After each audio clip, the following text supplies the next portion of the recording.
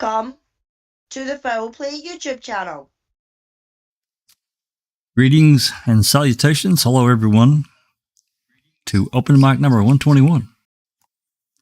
Today we're going to be, it's been delayed a little bit, but today we're going to be continuing on with our reading of the William Beck deposition from Avery's 2005 civil suit. We got a good chunk of way through it, somewhere, I guess, around half or a little bit more, and read some really interesting tidbits of information from Mr. Beck in this 85 investigation, which obviously Glenn and Kelly, again, as I've preached a million times, they were after any and all information these people had on Gregory Allen. They wanted to know the ins and outs of what they knew and when they knew it, and who all knew it, and what got said to who. That's what they were after. And actually, that entire investigation, when the Bernstein assault and afterwards. So it's been these things are just full of really good information as to what they did. Anyway, we're going to say a few hellos. We're going to talk just a bit about what we found in the last reading. I'm not going to spend much time on it, but it was a real surprise, I think, to many. I'd forgotten it, actually. It probably had less meaning back when I read this thing the first time, way back when we first got them, than it does now. We're smarter now. We know more now. So anyway, let's say hello to our panel that have joined us. First, we have Alice. Hello, everyone on panel. Hi, everyone in chat from cold, wet, and windy Scotland. Yeah, well, it's not really wet here. It's pretty much frozen, and it's been down around 0 Fahrenheit. I don't know what that is, like 20. I don't know what that is in Celsius, but it's damn cold. All I know, it's been cold, and it's going to remain cold. Yeah. Well, I mean, here, Jack. But we've been getting told for the last week that we're meant to be getting snow again and everything like that. So if you live in Scotland, you don't go by the weatherman or the weatherwoman. You wait until you wake up and you look out the window and look then outside. That's what kind of day on ye. Yeah, it's that way here too. That's a worldwide. Yeah, it's a worldwide employment thing with weather people. They can get it wrong and still keep their job. Like, oh man, I missed that one. Exactly. So we just wait until we're up and we look out the window and whatever it is out there is what it's going to be. So there you go. And next we have Rhonda, and I know she's been freezing her ass off too. So how you doing, Rhonda? Well, we warmed up to 26 today. I'm pretty excited about that. Like we're headed into a heat wave at this point. We woke up to our weather people are the exact same here in Utah. Nobody told me it was going to snow. I think it was Sunday night into Monday morning, so I had another probably 6 inches of snow. The worst part about that is that it had been cold earlier in the snaining, I like to call it, earlier in the evening, and then it froze on the windshield, and then it snowed on top of that. So there was lots of scraping and swearing going on Monday morning in my driveway. Yeah, anyway, it's warming up now, and so yeah, it's pretty sad. It's pretty sad when you say it's warmed up at 25 degrees Fahrenheit. That's pretty sad. I think that's about what we got today as well. So all right, we'll try to stay warm. And Sunshine Christina, thanks for coming. Don't hate me. It's like 80 degrees here. My husband was Nobody asked you. Yeah, Nobody asked you. Don't be like that. I know. My husband was in Albany, though, and it was like 0. And he said, I can't wait to get back home. It was like, I think 2 degrees. They got a foot of snow. And being a Florida boy, he didn't know what to do with that. So I can empathize on that level. But yeah, it's been hot here the past couple of days. It's been really nice. Yeah, if it turned 80, Hello, everyone. if it turned 80 degrees here, Christina, it would be a flood because there's quite a bit of snow outside, actually. Yeah, isn't it weird how the weather is like that? Like it knows where it can do what, right? That's right. It knows better than to be 80 degrees in Michigan at this time of year. So, all right, let's say a quick hello to people folks have joined us in live chat. There's still people coming in, and we'll certainly say hello to those that join us later. But first, I'd say let's get those welcomed. I see Ian, the lovely Dark Side. I know Catnet. There's the lovely Catnet. Our power mods, if you have questions, comments, whatever, put them in there. They'll try to make sure that it gets addressed one way or the other. They're really good with the links and so forth. Who else we got here? I see Colette, Roxana Lopez. There's Disco. Hey, Disco. Case 10 reporting in behind the magic. There's Cher. Who else we have? That's comment. Yeah, if you don't comment, I can't see your names. There's Jinxie. Gloria. Yep, and JD. Tuco. Tuco's our member of the month for foul play. So, woohoo. Yeah. We've got Maz. We've got Sapper, who's just joined us. We've got Kay, who's just joined us as well. Colette M. So welcome everyone, and congratulations, Tuku. Yep, thank you very much there, Alice. Sapper, or anyone actually wants to jump into the Discord chat with us, you're more than welcome. It is an open live thing. So anyway, I think Jinxie should jump on because she has so much information about who's who in this case. And when we're dealing with the 85 deposition, I think, hint, Jinxie, I think she could really help explain a lot of things. Well, at least some of it anyway. Anyway, let me get this document pulled up, and we can start looking at it. We really need a second screen here.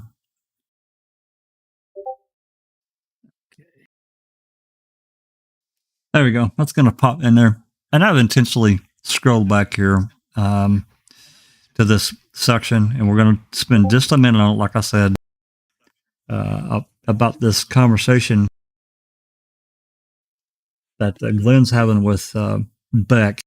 And they're talking about photographs. Now, this is like page 49 of the 49 or 50 of the actual document. So, but we're going to be moving forward. So just give me just a second here, just to preface this, and I'll read it. And this is starting on line 15 question. If you would take a look at the photograph, this third photograph, booking photo of Stephen Avery, it appears to me, especially if you look at the left photo, that it's dated 1/3/1985. Somebody gets a phone call, so they break for a second. He comes up and says, I think I had asked you whether or not the date on the photo looked to be 1/3/85. Beck says, it's possible. I don't know. You got better eyes than I got, but it could be an 8.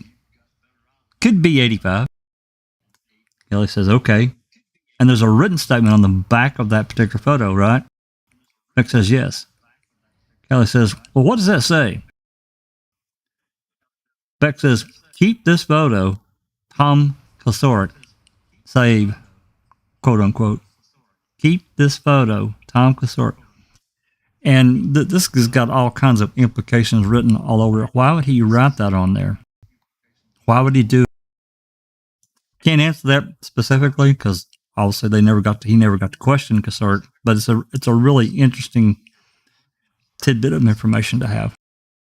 So this is the photo of when Stephen was arrested for the Sandra Morris running her car off the road, his cousin who was running her mouth about him, and he reacted like a young, ignorant kid and thought he could scare her into being silent. I guess, yeah.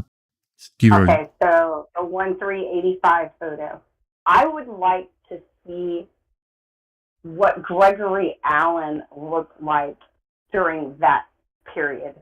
Because I wonder if he had already... That photo disappeared. He had a booking photo of this, I don't know, maybe a year or so prior to this, and it disappeared. It's gone. And that was a part of the point of this, because we scoured, back when we first got, really into the 85 case, we looked. I mean, a number of us really looked a lot and could not find this other photo, this booking photo of Gregory Allen. It's gone. I would love to see what look he was sporting in that time frame, and if it didn't trigger Kasurik to think I could use this, like if that wasn't where the plan was hatched in his brain. I don't know. Because why would you want to keep a photo? Like, why would you keep Stephen Avery's 1/3/85 mugshot unless you were going to have another use for it? It's a mugshot.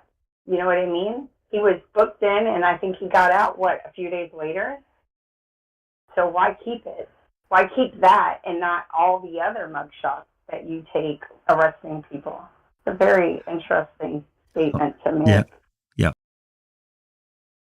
I mean, the thing is, though, is we don't know when that photo was put in there.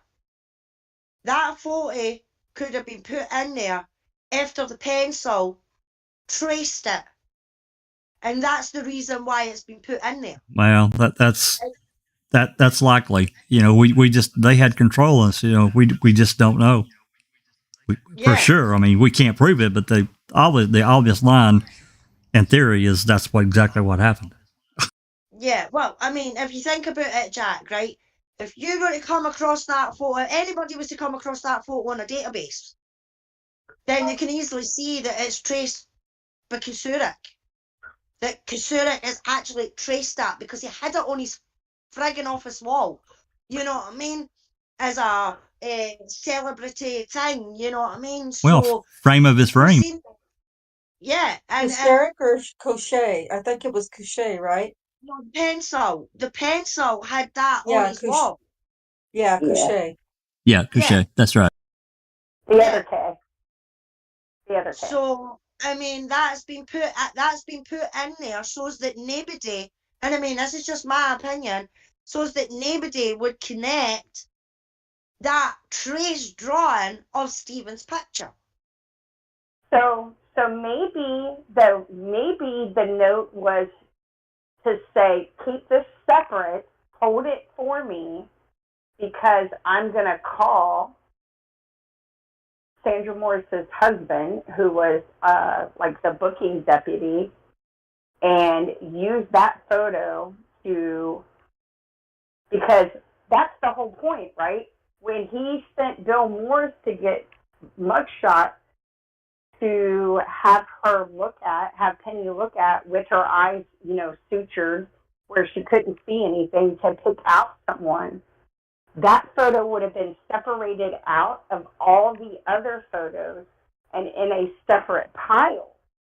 So, because remember, he called, he called Judy Dvorak, and he also called his deputy to have them pull photos for her to look at.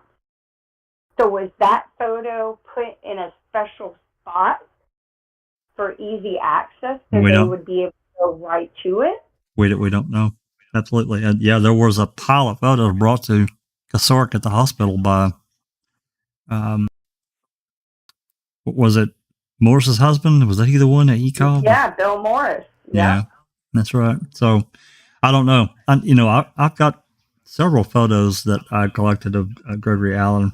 I thought I had it on my computer, but apparently I moved it off to my external drive. And I don't have it plugged in right now. I was actually going to pull it up, what we could find, but maybe that'd be for another day. So anyway, let's get rolling with some reading here. I'm going to ask Rhonda and Alice if they're up for some reading. If not, it's okay. Yeah, sure. Rhonda. Okay. Yep. Okay.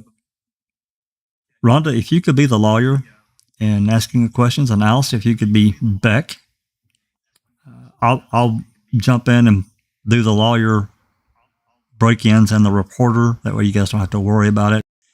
And then, if you get tired, we can always switch off. If you need to take a break, just let me know. We'll read sections at a time like we normally do, stop and break and discuss. Now, we actually stopped where that red line is, so we're going to back up just a few lines to get us back into gear here. As always, remember, guys, I'm trying to remember to say this with what we're doing and why we're doing it. First is truth for Teresa, Stephen, and Brendan. Teresa lost her life in real life. Stephen and Brendan actually lost their liberty, basically their life. They're trapped in a cage. We feel wrongfully done by the state of Wisconsin and those parties involved. And none of them have gotten justice.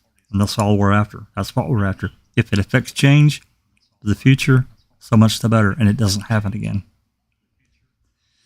So at this point now, we're waiting on, Judge Angie to make her decision on Kathleen's, after she's made her reply to the state. It's in Judge Angie's hands.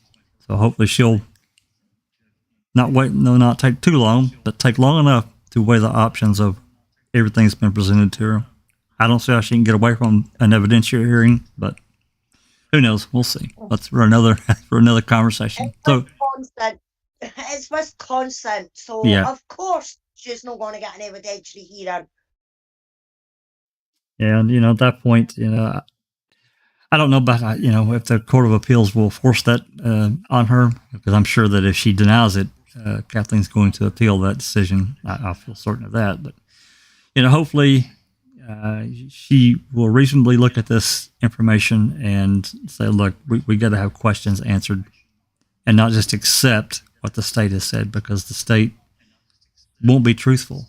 They just won't. So anyway, let's start. Let's start here on line 23, and that's PDF page. If you've got your own file open, page 71.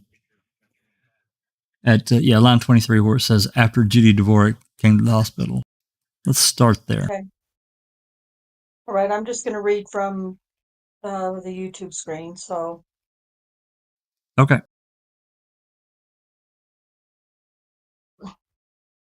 After Judy Dvorak came to the hospital, did any of the detectives appear before the sheriff got there? We had one investigator come. That was Jean Couchet.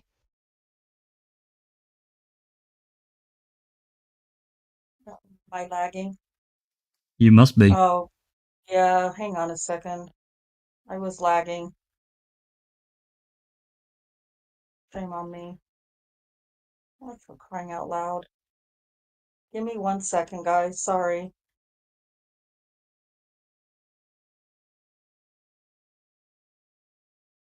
Oh my goodness. It keeps going all the way back to the very beginning. Okay. All right. He was there to do the composite, the drawing. Who's we when you say we had one investigator come? I should say I had. All right. I believe I was the one who requested Jean Couchet to be there. And was that request made in respect to a conversation that you had with the dispatcher? I did call the dispatcher. I was requesting Jean Couchet to come in and do a composite.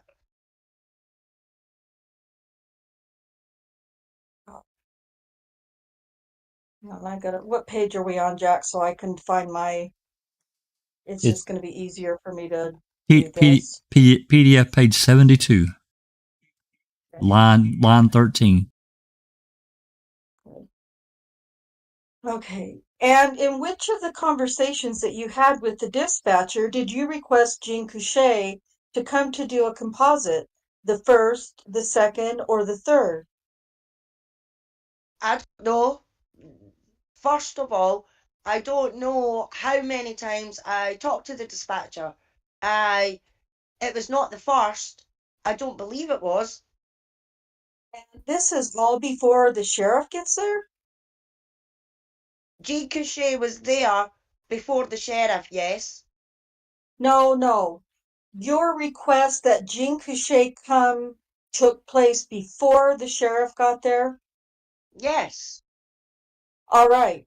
After Judy Dvorak arrives, then Jean Couchet arrives? Yes. Yes. And still, the sheriff's not there, and there are no other detectives there? Correct.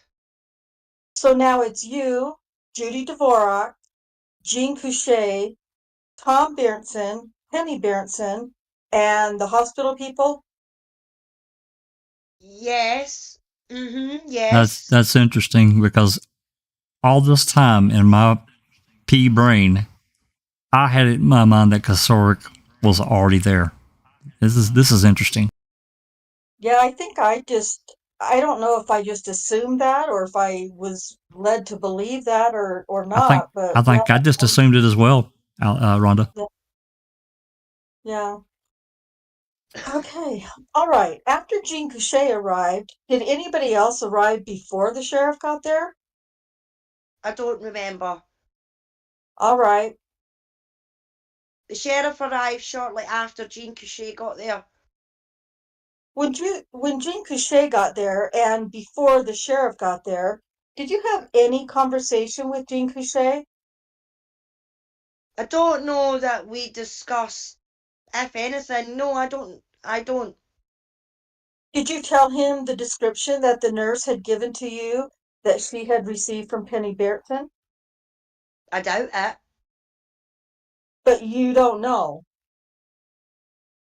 Because he wasn't there that long before the sheriff got there and before I left. To your knowledge, before the sheriff arrived, did Judy Dvorak have any conversation with Jean Couchet? I doubt it. As long as I was there, I don't think so. Because she was in the emergency room. Jean was not. All right. You've told us in your testimony that you came on the department in 1975. That's correct. Was Mr. Couchet in the department by that time, or did he come later? No, he came in 1979. All right. Were you acquainted with him? Yes, I was. How did you know he did composite sketches? Because he had gone to school for it. And how did you know that? Because I took one class with him At the school? at the school, and then he took an advanced class. I believe it was Waukesha Tech. Waukesha. Waukesha Tech. Waukesha. Yeah, sorry. You took a class yourself in composite drawing at Waukesha Tech? No, it was given. It was through Waukesha Tech. It was given at our department. When was it given at your department? I really don't know. About how long did that class last? It was a 9-week part-time course. It was like an hour a week or a couple hours a week. Bearing in mind that the Penny Berntsen assault occurred on July 29th of 1985, was this class during the first 6 or 7 months of 1985, or was it earlier? I don't know. You don't remember? No, I do. I'd have to check. You'd have to check with training records and see if they have that. Training records. Training records, did you say? Yes. What's training records? Our training department would have a record of what the date was on the composite training or artist training.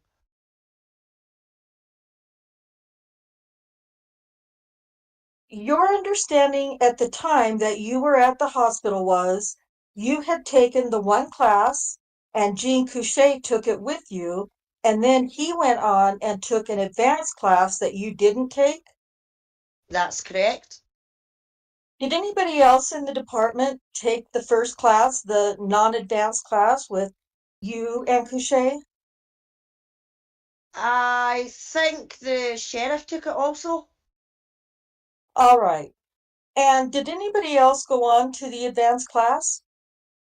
Not that I'm aware of. Okay.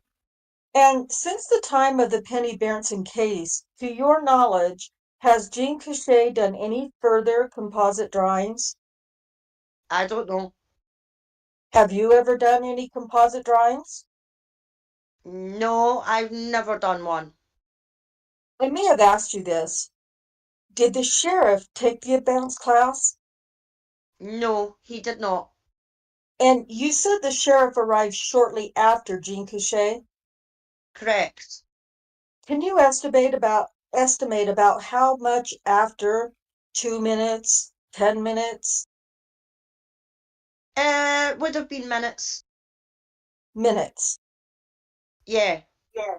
Okay, more than 10 minutes? I don't know. When the sheriff arrived, did you leave?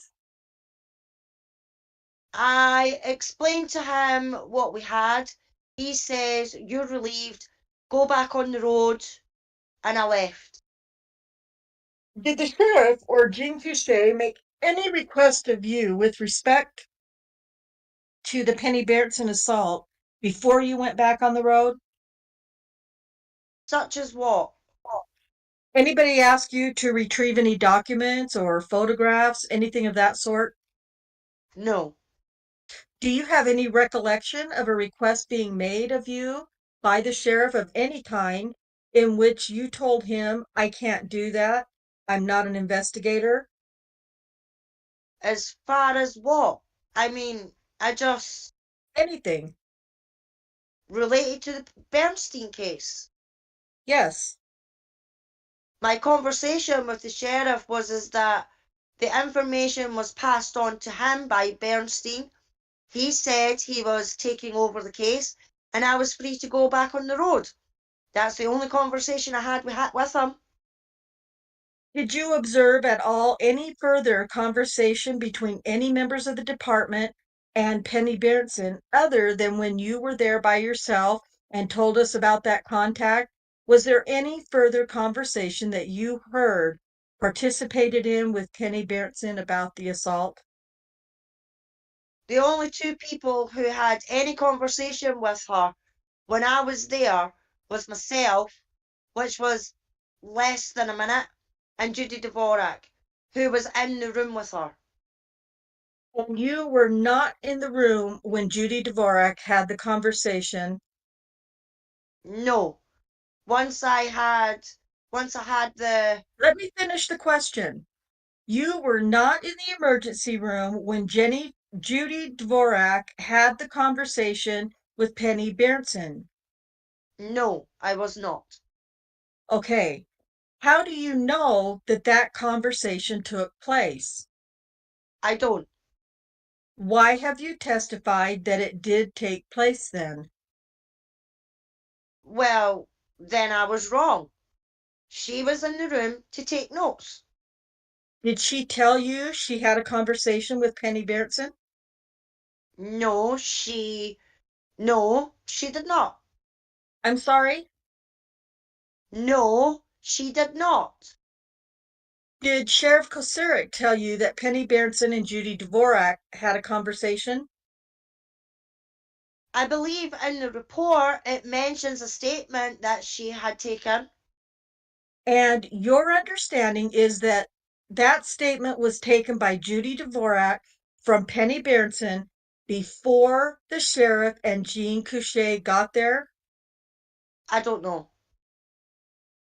And after Jean Couchet got there and before you left, did Jean Couchet go into the emergency room and talk with, Not while I was there, no.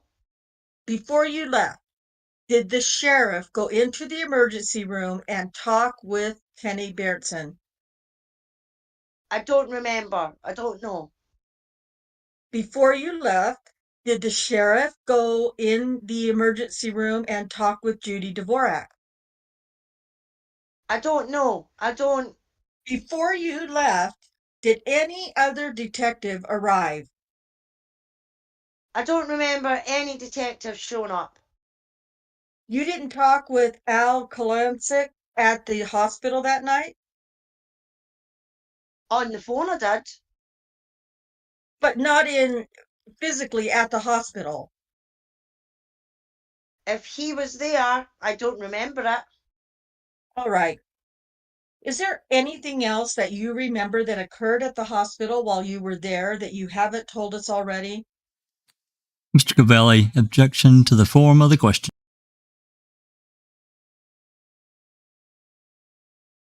Any other thing any conversations, any moments, any incidences No, involving the Penny Berenson matter while you were at the hospital? no. At the time, are we on the record? Yes, sir. At the time that you were at the hospital, did you have any familiarity with Stephen Avery? I don't believe I've had any contact with him as far as an incident goes, but I know who he is, yes. No, I'm asking you, as of the time that you were at the hospital on July 29th, 1985, did you know who he was? Yes, All right. Had you ever seen him? yes, I have. You had at that time seen him previously?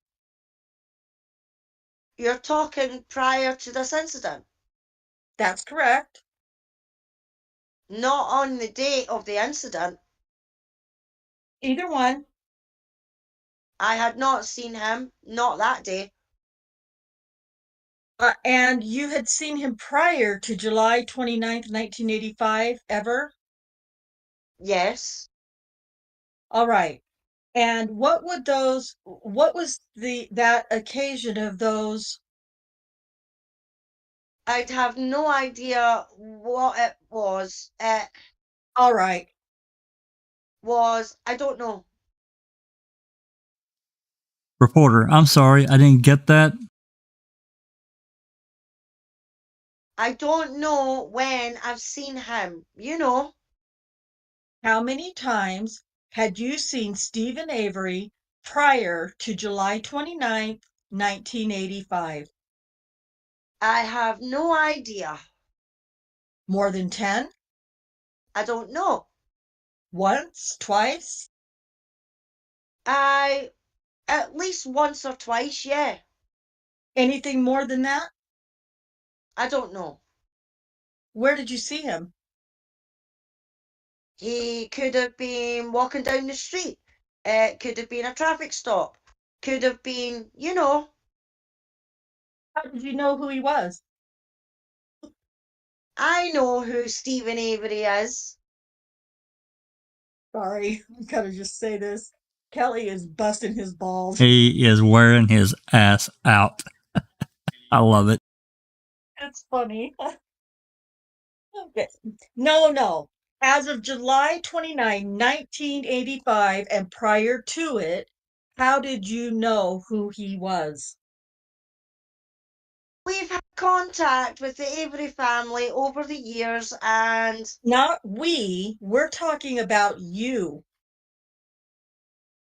I'm talking, say, I've had contact with the Avery family over the years and at their residence on Avery Road, and Steve was, you know, was there.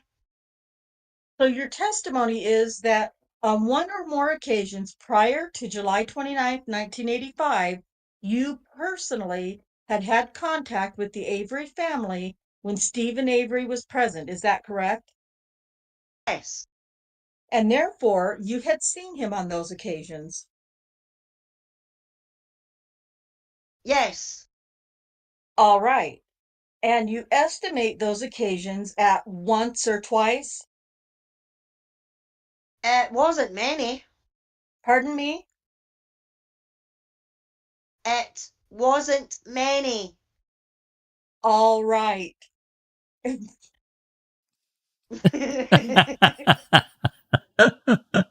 as a side note, before you start line 22, July 29th, 1985, I had been married for 1 month to the day. Aw, Aw. Yep. Anyway. that's awesome. Okay. All right. And when the description was given to you by the nurse, that the nurse in turn told you she had received from Penny Bairdson, Mm-hmm. did you record that description anywhere in any written form, in a memo book or anything? No. In any written form? It would have been transcribed into the incident report. Have you ever seen it in an incident report? Yes, it should be in there. Okay, let's get it. While you're looking for it, let me just make sure. You say it's in the incident report. I'm asking whether you wrote it down at the time on any piece of paper, memo book, or any other thing when you were at the hospital. Probably, yes. I wrote it on a memo book. I'm sorry? No. Probably a notebook, yes. What? And that notebook was what? Something you kept in the ordinary course of business for various incidences that occurred? Yeah. And was that the practice at the time in the department? To keep a notebook. Yes. I don't know if it was the practice. I kept a notebook. I wrote stuff down so I could transcribe it into the report. All right. Do you have the notebook? No, I don't. Of course not. Kill me. Kelly's freaking good, man. Was this a notebook that you kept annually? I In other words, did you have your, let's say it's 1985. Would you have a 1985 notebook or series of notebooks and then move on to a 1986? no, I did not. No. Okay. But you did record this information in a notebook and then used it to fill out some information in the incident report. Correct. All right. What did you do with the written information that you had gotten at the hospital? Those would have been destroyed. When? Probably right after it was transcribed. All right. Tell me what document you're looking at, please. This is 40A, the incident report. All right. May I see it just for a moment? I'm going to give it right back to you. I just want to know. So this particular document that you're testifying from bears a number in the upper right-hand corner, number 1 on the front page, which is the front page of the incident card. And then you're going over to the back page of that to read something in. Is that correct? That's correct. All right. If you would please read it into the record. You want just the description in there? I want whatever you feel you should give me. That is what you transcribed based on what the nurse had told you. From Mr. Covelli. Objection to the form of the question. Mr. Pollen, go ahead if you can. Okay. According to Penny Bernstein, she was attacked by a creek approximately 2 to 3 miles north of Neshutu parked near to the Point Beach campground by an unknown male subject wearing a black leather jacket, long pants, approximately 5'6" to 5'7" in height, of medium or stocky build, sandy frizzy colour length hair, a full beard covering his face, and close cropped. Penny Bernstein also stated that when she was attacked, the subject screamed, "Kill, kill, kill." And before we move forward, she says she was attacked approximately 2 to 3 miles north of Neshadow Park near the Point Beach campground. Oh, okay. I just thought she was at the water's edge. Okay, maybe she's just being more specific. I just wanted to understand this in my brain. Anyway, we can talk more about it later. Yeah, Yeah, no, I'm well, trying that's what it was, Jack. She was running along the beach at the edge of the water, beside the water. Yeah, she's just being a little more specific. Yeah. Yeah, I understand. I took a screenshot of that because Cherie and I spent hours and hours and hours last summer trying to find the exact spot. But anyway, I remember that. Yeah. Anyway, go ahead. Yeah, you can go ahead whenever you're ready. all right. May I see it for a moment? According to this, you were at the hospital because Lieutenant Belkey requested you to go there. Is that right? Correct. All right. And this characterization of an unknown male, I'm sorry, let me back up. This says, according to Penny Berenson, she was attacked by a creek and so forth. Mm-hmm. All right. Yes. So what did you not record in here? So what you did not record in here is that it was actually according to the nurse who you understood had spoken to Penny Berenson. Correct. So a person just reading this would think that you had actually talked to Penny Berenson yourself, right? Yes. Okay. And this refers to an unknown male. So the description you gave that she gave to you didn't cause you to say, "Oh, I know who that is. That's Stephen Avery," right? There was no suspects when I left. And the description given to you did not cause you to identify that suspect as Stephen Avery? No. All right. Even though you had seen him on several occasions before that? Correct. All right. At any time did you, in addition to requesting of dispatch that they get detectives to the hospital, did you personally make a request for the sheriff to show up? No, I did not. So, as I understand it, you were asking that Jean Couchet come in and that one or more detectives come to investigate the case? Correct. And that would be standard operating procedure in that situation that you as a patrolman would do? That's correct. Okay. Judy Dvorak is no longer with the department, is that right? Correct. Do you know the circumstances of her departure from the department? No, I do not. While you were at the hospital, did either Jean Couchet or Tom Kusarek ask you to go to the jail and get photos of Stephen Avery? No. From that time, when did you first find out and by what means that Stephen Avery had in 2003 been exonerated by a DNA testing? When did I find out? And by what means? Oh, and by what means? I would have been by the memo from the sheriff.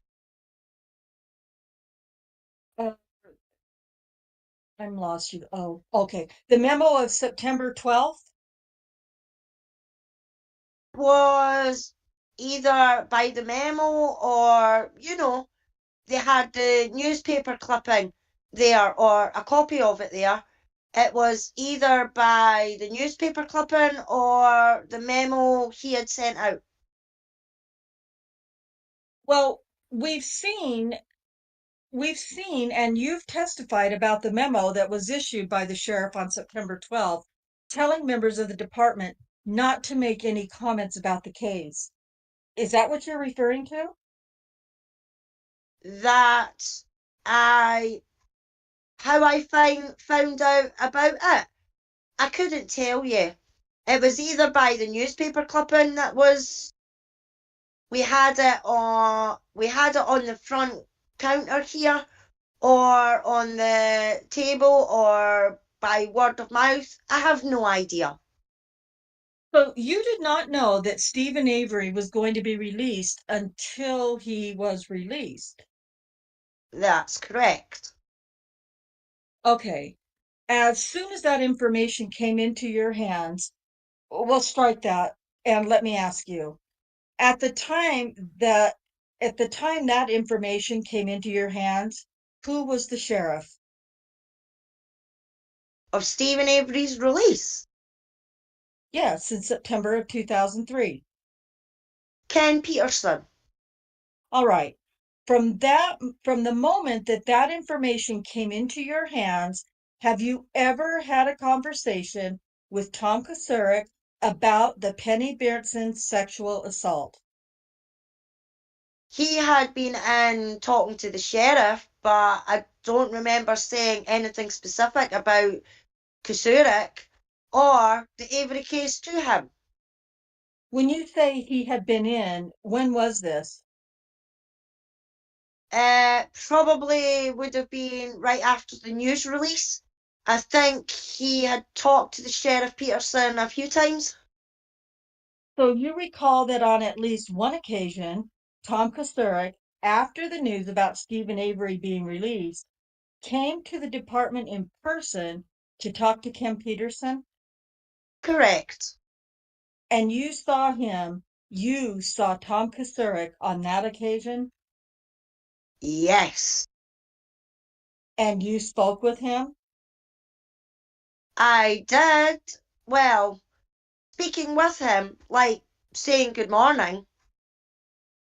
Were you present during the meeting between Kasurik and Peterson? No, I was not. Have you talked to Tom Kasurik on any other occasion since Stephen Avery was released? I talked to him Periodically. Periodically. Thank you. You've got corroborate. I've got that. But we do record checks for Big Brothers Big Sisters, which he's a director of. So he comes. I talk to him regularly. Reporter, excuse me. We're close to the end of the first videotape. Just briefly, at this time, we have to go off the record. And we're off the record. Yeah, we're going to. So okay. They're going to take a little break here. So we're going to come back on line 21 here after we take our little break. You have something, Christina? I know that Tom Kasurik would have been up Schitt's Creek if he'd been deposed on November 10th, because I think he had made it seem like he had no idea. Think about that interview that they show a clip of where he's interviewed right after Stephen Avery is released, and he acts like he has no idea. He didn't know what was going on. And Beck right here is making it clear. He's lying. He's lying. Yeah, him and Peterson were covering their tracks. And Beck was part of it.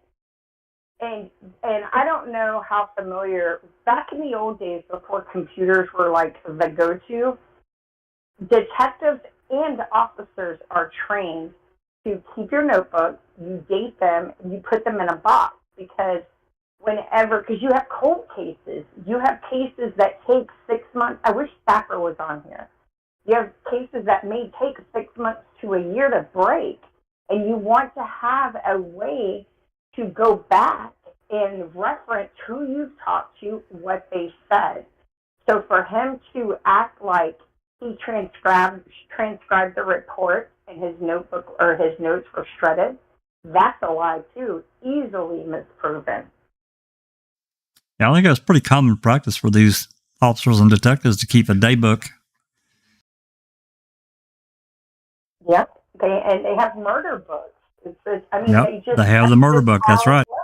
That's yeah. right. They keep murder book. That's right. Yeah, I thought that was a pretty bold statement he made up. It got transcribed and then it got destroyed. That was an eye roll moment for me. I would be really surprised if that happened back in '85. Really, probably up through probably even into the '90s, maybe even after the turn, that they wouldn't, because that's kind of had been the system for decades. Yeah, I think officers keep notebooks even today. Like, we had somebody come out here and interview us. There was some vandalism going on, and they were out here and they were writing on those little, people call them nerd notebooks that fit in your pocket. Yeah, the little flip over the page. Absolutely. Yeah, and they were using them a month ago. Yeah.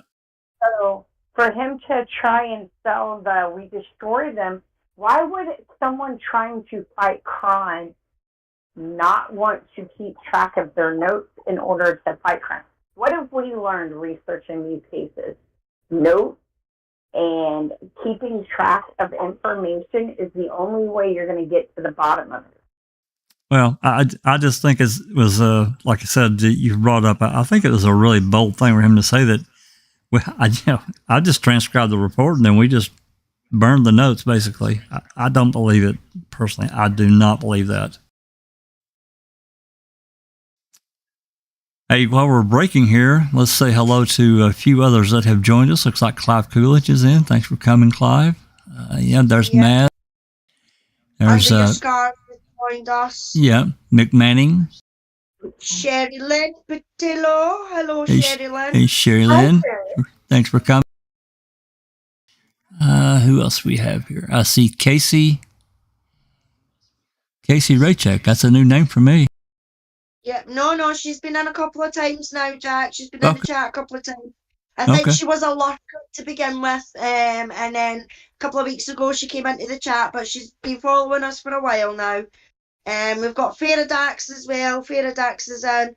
Mick Manning as well. That's a new name for me. Oh, Neverly. Hello. You should be on the panel, not in chat. Get your butt in here. She's probably still at work doing some kind of surgery, arm surgery or brain surgery. Maybe the Johnson surgery. I'll leave that. I'll leave that alone. Don't miss Andy B. He just came in. Yeah, I was gonna say Andy B. And Rhonda FD. And Rhonda. Yeah. And Ron's just popped in as well. Yep. Well, we appreciate everyone popping in and listening into this really interesting deposition. I mean, they all add a little bit, I guess, but some of these are really good. I mean, like Monica Burkhart-Briss, she really didn't add much context to anything. That was a really they didn't really get much from her other than the fact that she didn't really have much to do with anything. But this is a really interesting one. And Rhonda, you can comment if you wish, but man, he really went after Beck. I was struggling to be mature. I was really having a hard time because it was so fucking freaking funny. Because I could see every line, what's his name? Beck, whatever. He would answer, and I would see his answer, and I would think, oh man, Kelly's gonna knock him on and he would just boom. He wasn't letting him get away with one little thing. And I can only imagine that Beck his balls must have been sweating big time. Probably. Well, you can just see from this, and I think Christina, I think everyone will agree If Kasurk had gotten deposed, he would have been in real trouble. Real trouble. I would love to have an off-the-record conversation with Glenn and Kelly. I would love it. So would I. Because what we're seeing here is amazing, but we didn't get to see because, they planned their lawsuits out. They weren't coming into this half-cocked, I think Manitowoc County was scared shitless. Yep. I couldn't agree more. Hey, I thought I saw another new name here. Oh, Anthony D. Hey, thanks for coming, Anthony. So anyway, obviously, Glenn or Kelly, whichever one it is really, he's really putting the screws down on Beck because he was there, clearly the first one on scene, and he's a really important storyteller. I'm not going to say witness. I'm going to say storyteller because I think he's making some shit up personally to cover his tracks. So this goes back to the notes that we were just talking about.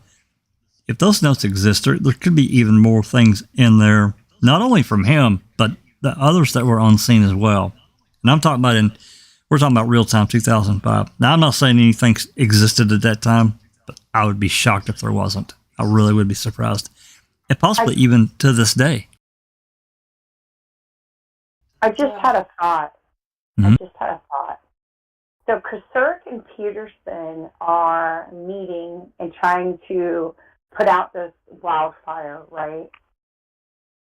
Is this how the 96 phone call reports from Link and Colburn were born? Is that, because they make no sense. They make 0 sense by themselves. Why would you add that to the mix? Right? Why add a additional unknown fact? Information. Unknown fact. Yes. Well, I wondered about that. Why interject that into the story unless it is to look over here while you don't look over here? I've always felt like it was a sleight of hand, and I wonder what it's hiding. It has to be more than the DNA hit to Gregory Allen. I just feel like there's more to it. We're still missing something. Well, I don't know. This is one of those situations where I tend to believe it did happen, and they were worried. And I say they, I mean Manitowoc County didn't know what Glenn and Kelly may have walked out of because they had to know they were, deep diving into all parts of the case, what they may have pulled out. This detective, whoever the hell he was, when this call allegedly happened, is unidentified. And again, I have a real problem with that because that means that anyone could call and say, hey, I'm Detective Joe Blow from Sheboygan, and I've got blah, blah, blah, and it'd be taken in any capacity as serious. So to me, this detective would have identified themselves by name. And to this day, we don't know who that is. To this day. And that had to be, to me, that's an important call. And I don't know, maybe Glenn and Kelly were rooting around to try to find out who this was. I don't know, because we've got a lot of we've got a lot of reports that were, compiled by Green Bay. And to me, that had to be part of the mix. It had to be to make any kind of, what do you call it? To make it, to make the call real, to make it, it's like the Sawinski call. You need more than just somebody saying something or writing a report that says something. You need something to back that shit up. I don't know, Christina. You could be right because it could be a red herring, but I just have a feeling that there's something there. There's also that records request. We talked about it briefly a while back. I was trying to find it so we could put it on the screen. I'll keep looking for it. I have a copy of it, but I'm on my phone. Where a attorney or a legal person that worked for Glenn and Kelly in 1996 went to Manitowoc County and filled out a handwritten records request asking for any other suspects that were investigated in the 85 case. And then in that same time frame, you have Jean Couchet doing these bizarre interviews with detectives. There's no narrative why he is 10, 11 years later conducting these interviews. And there's no narrative explaining what he did with the information while after receiving it. There's just these interviews inserted, typewritten on blank paper, not on Manitowoc County form. They're on blank 8.5 by 13 paper, inserted into the file. And I just find that bizarre. It makes no sense. And all of those things, the Andrew Colburn, James Link phone call, alleged phone call and covering up, the records request, which is an official document. It documents what was occurring at that time outside of Manitowoc County into the Stephen Avery case. And then you have these rando interviews that Jean Couchet conducted. I believe was it 2 or 3 detectives interviews. And there's no narrative about what instigated that and what the results of that was. And I just find all of that it makes no sense if we're to believe the narrative they want us to believe. Yeah, I mean, yeah, and then,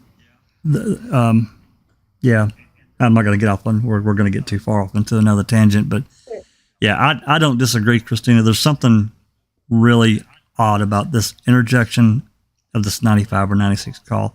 We don't have all of that story one way or the other.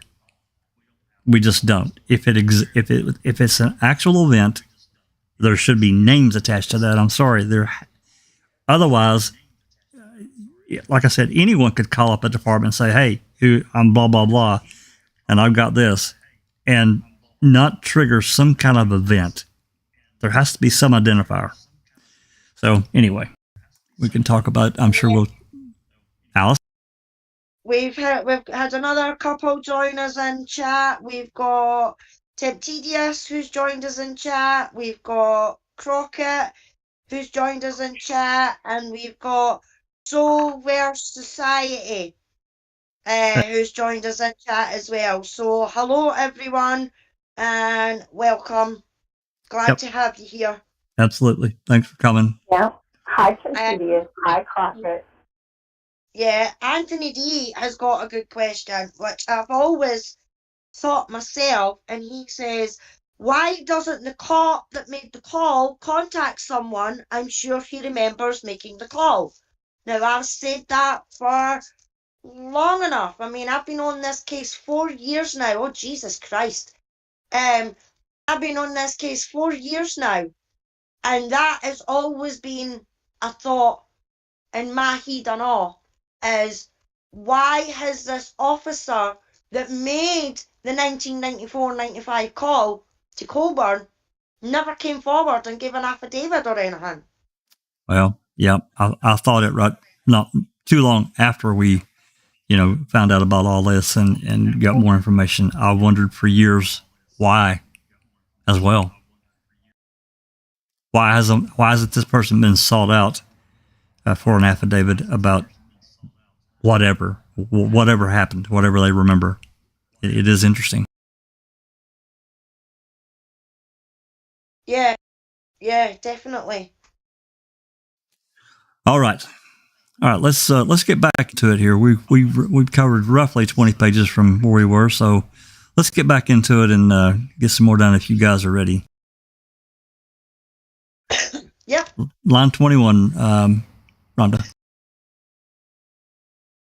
Since the time that you first became aware that Steve and Avery have been exonerated by DNA, I think your testimony has been up to now that you saw the sheriff on one occasion, former Sheriff Kuceric, on one occasion when he came to the department to visit Sheriff Peterson, and on that occasion you just said hello to him. Is that right?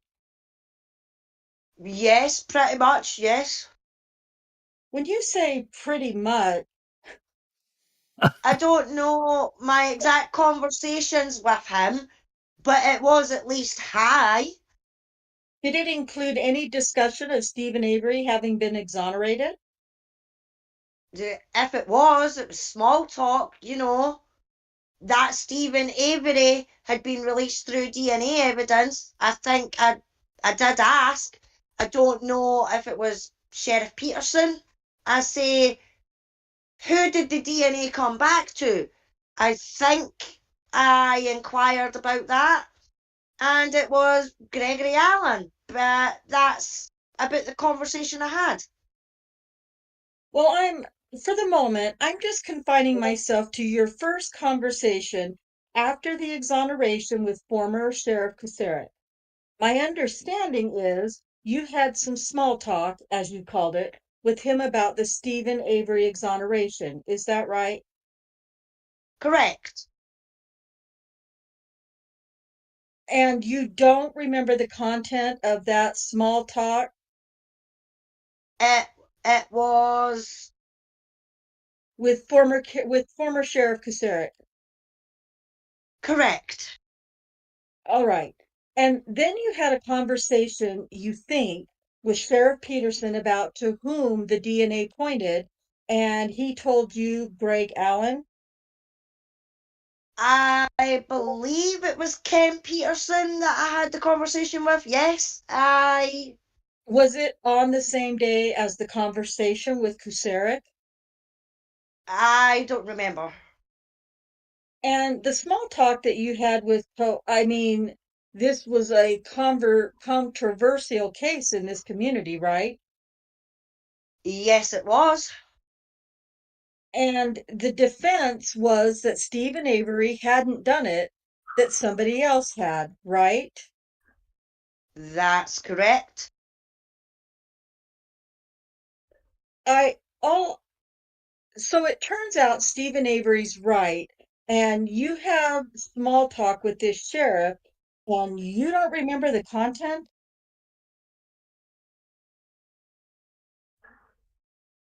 That he was released. Sheriff Kusurik wasn't there to see me. I did talk with Sheriff Peterson. Who did the DNA come back to? And it was Gregory Allen. Oh, did I read the wrong line? No, you're on line 23. Okay. Yeah, and did Mr. Covalli, objection to the form of the question.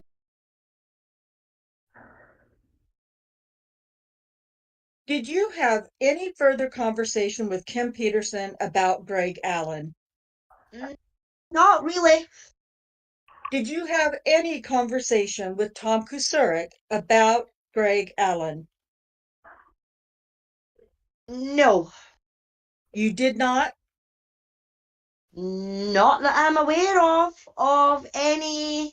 Pardon me? Not that I'm aware of. No. Now, you've testified that periodically, from time to time, after Stephen Avery had been exonerated, you would talk with Tom Kuceric when he would come to the department for records checks. Correct. All right. How many times has that happened since September 2003? Maybe 2 or 3. All right. And on any of those occasions, have you had any conversation with former Sheriff Kuceric about the Stephen Avery, Penny Berenson matter? Don't recall here if we ever had any discussions on it. I really couldn't tell. If there was, it would be that, by that time, we were getting requests for documents. I think the comment was, have any lawyers contacted me, or stuff like that. It was pretty minimal talk. Did he ask you not to talk to any lawyers? No, no, no, no. He just asked if we were contacted by any lawyers yet about the Stephen Avery case. And that was about the only conversation I had with him. In any of those conversations, did you and former Sheriff Kocurek talk about Greg Allen? If we did talk about it, I was surprised that, Greg Allen, the one time I heard his name was when Stephen Avery requested some information on him. Other than that, I don't have any, where Greg Allen's name came from. Don't know. Well, my question is, on the occasions, 2 or 3 times after the first time that you spoke with Tom Kocurek after Stephen Avery had been exonerated, did you discuss Greg Allen with Tom Kocurek? I don't believe I did. All right. By then, newspaper articles had appeared saying that Greg Allen was the actual assailant of Penny Berenson and had probably sexually assaulted other women before he was incarcerated in the mid 1990s, right? Correct.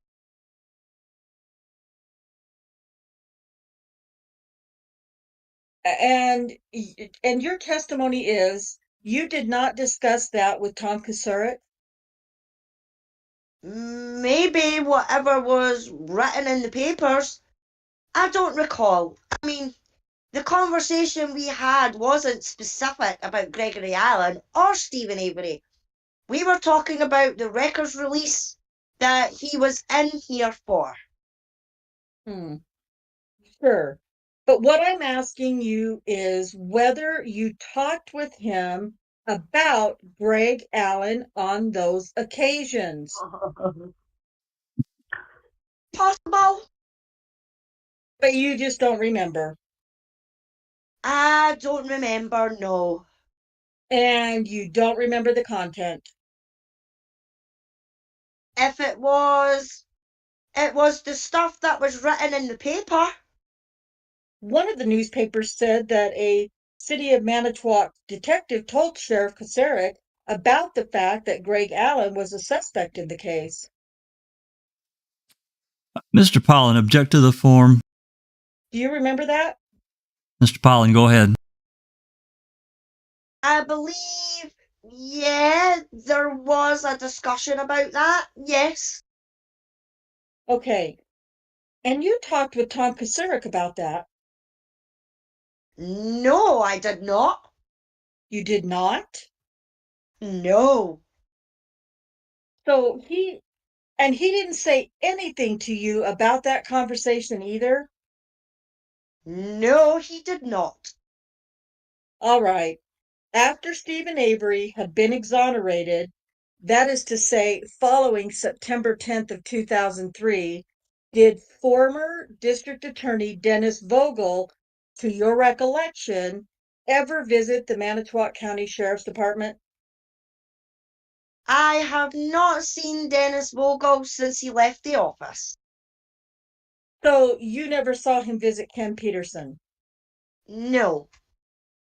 In your conversations with Tom Kocurek or Ken Peterson about the Stephen Avery matter, did you ever discuss Dennis Vogel No. after Stephen was exonerated? No. When you left the hospital that night, what did you do? Went back on patrol. For how long? Well, what time was the incident? I worked until 8 o'clock, so... All right. When you completed your tour of duty that day at 8 o'clock, did you then transcribe your written notebook notes into the incident report? Yes, I did.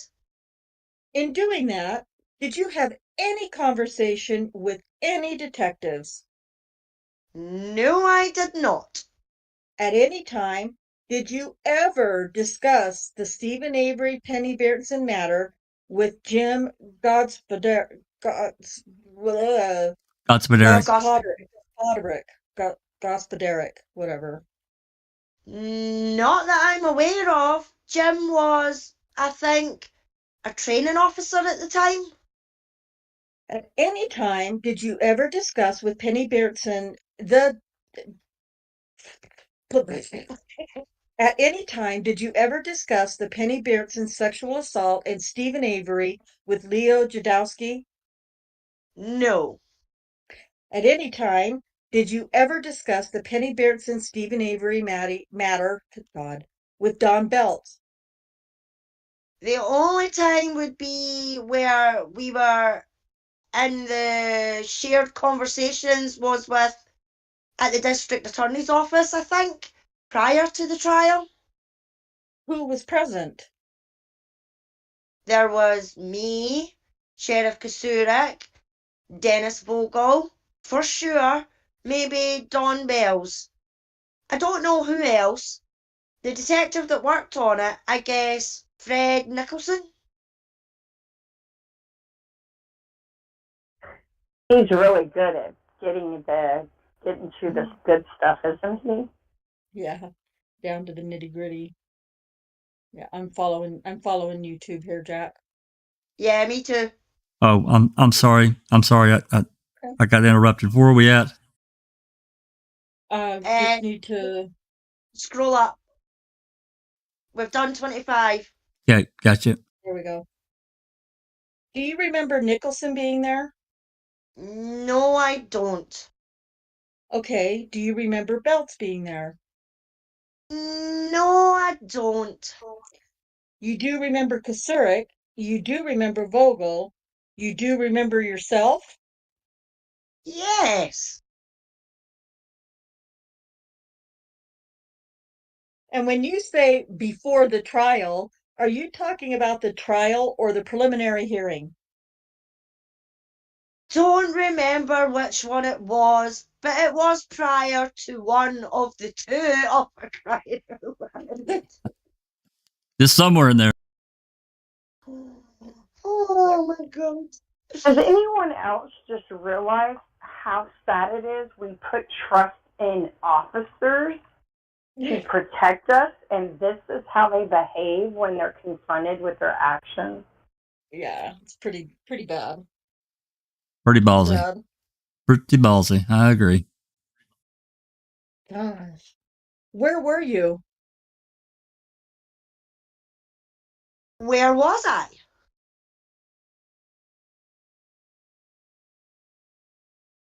I'm so sorry. Physically, where the three of you?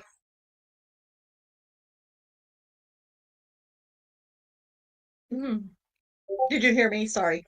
Physically, Okay. where were the three of you? In the DA's office on the 3rd floor of the courthouse. For how long were you there? It wasn't very long. Who said what to whom? Sheriff Kasurik and Dennis did most of the talking, if I remember right.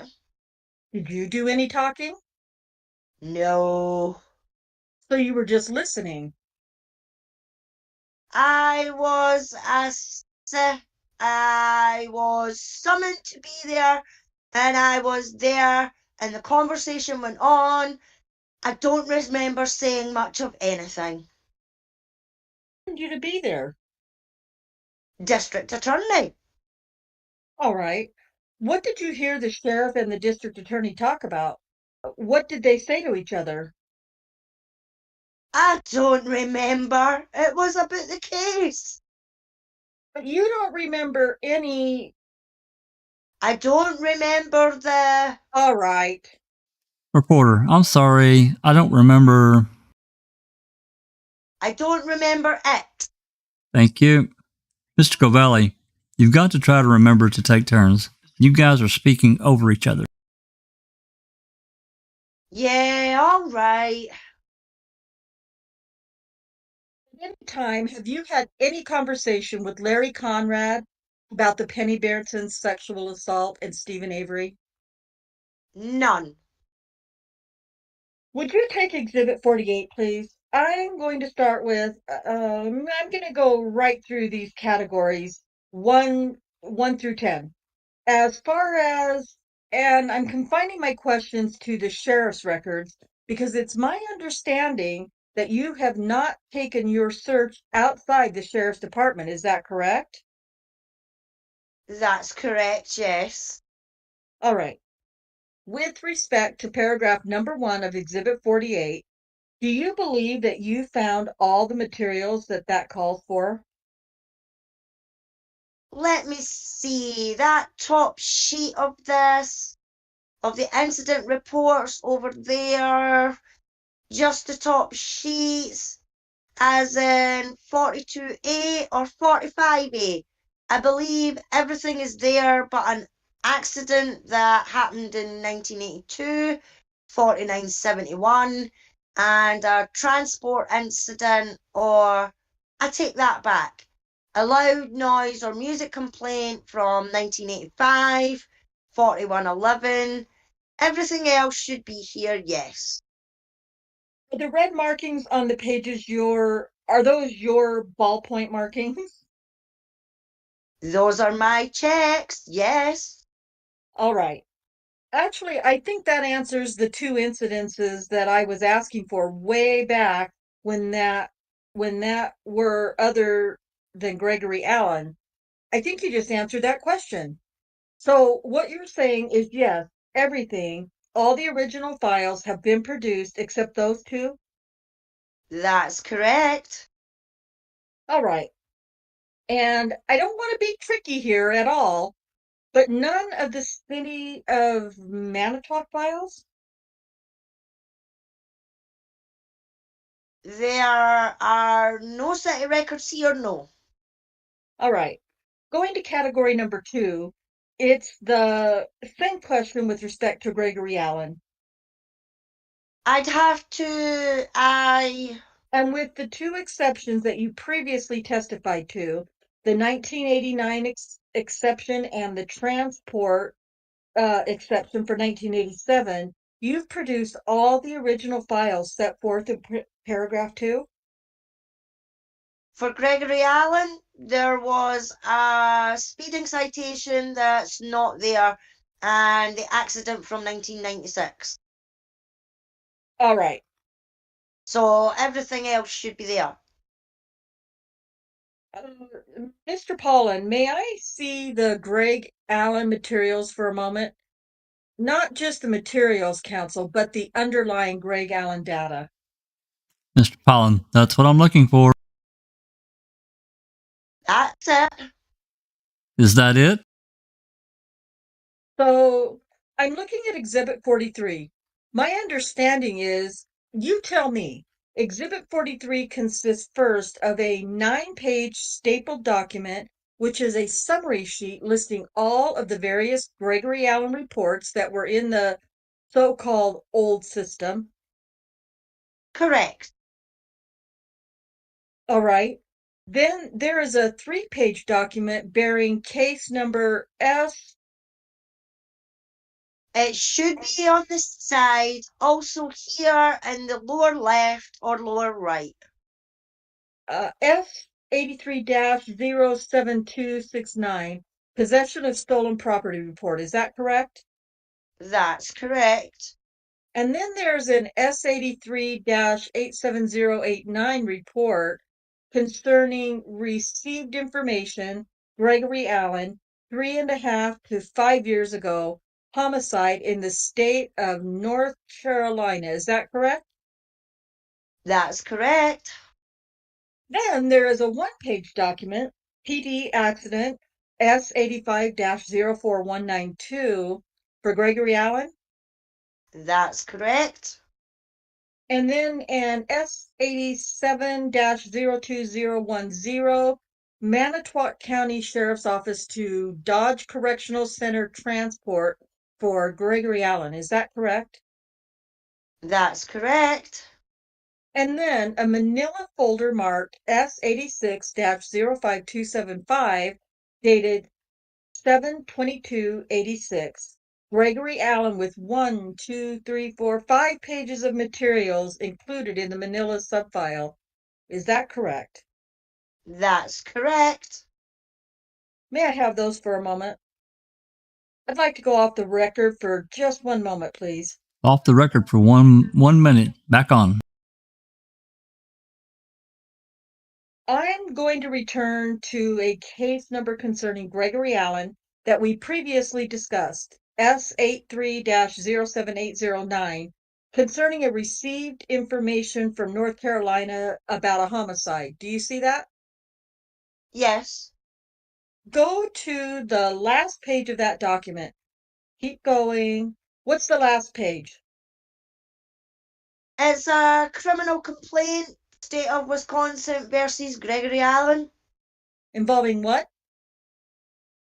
It looks like indecent exposure.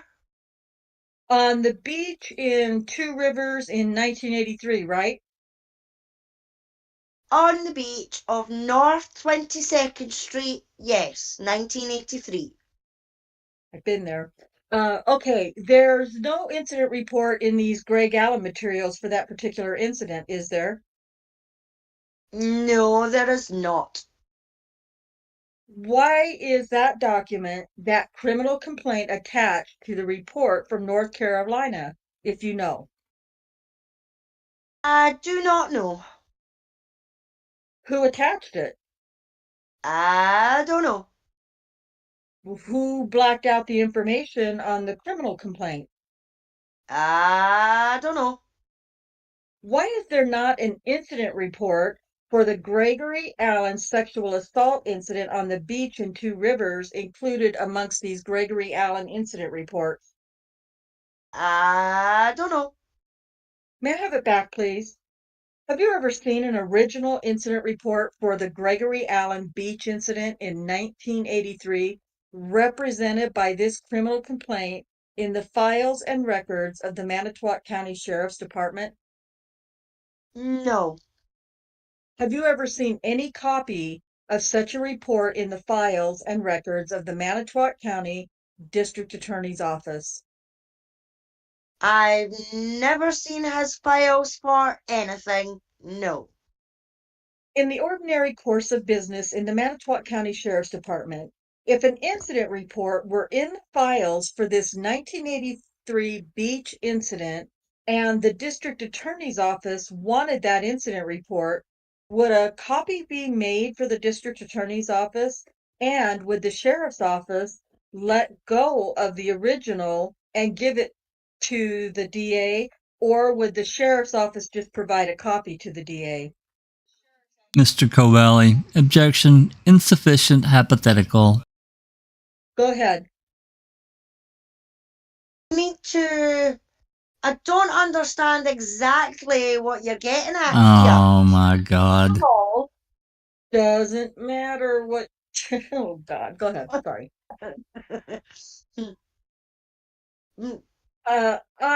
I'll let me rephrase it. Let me dumb this down for you. Let's take it away from Gregory Allen.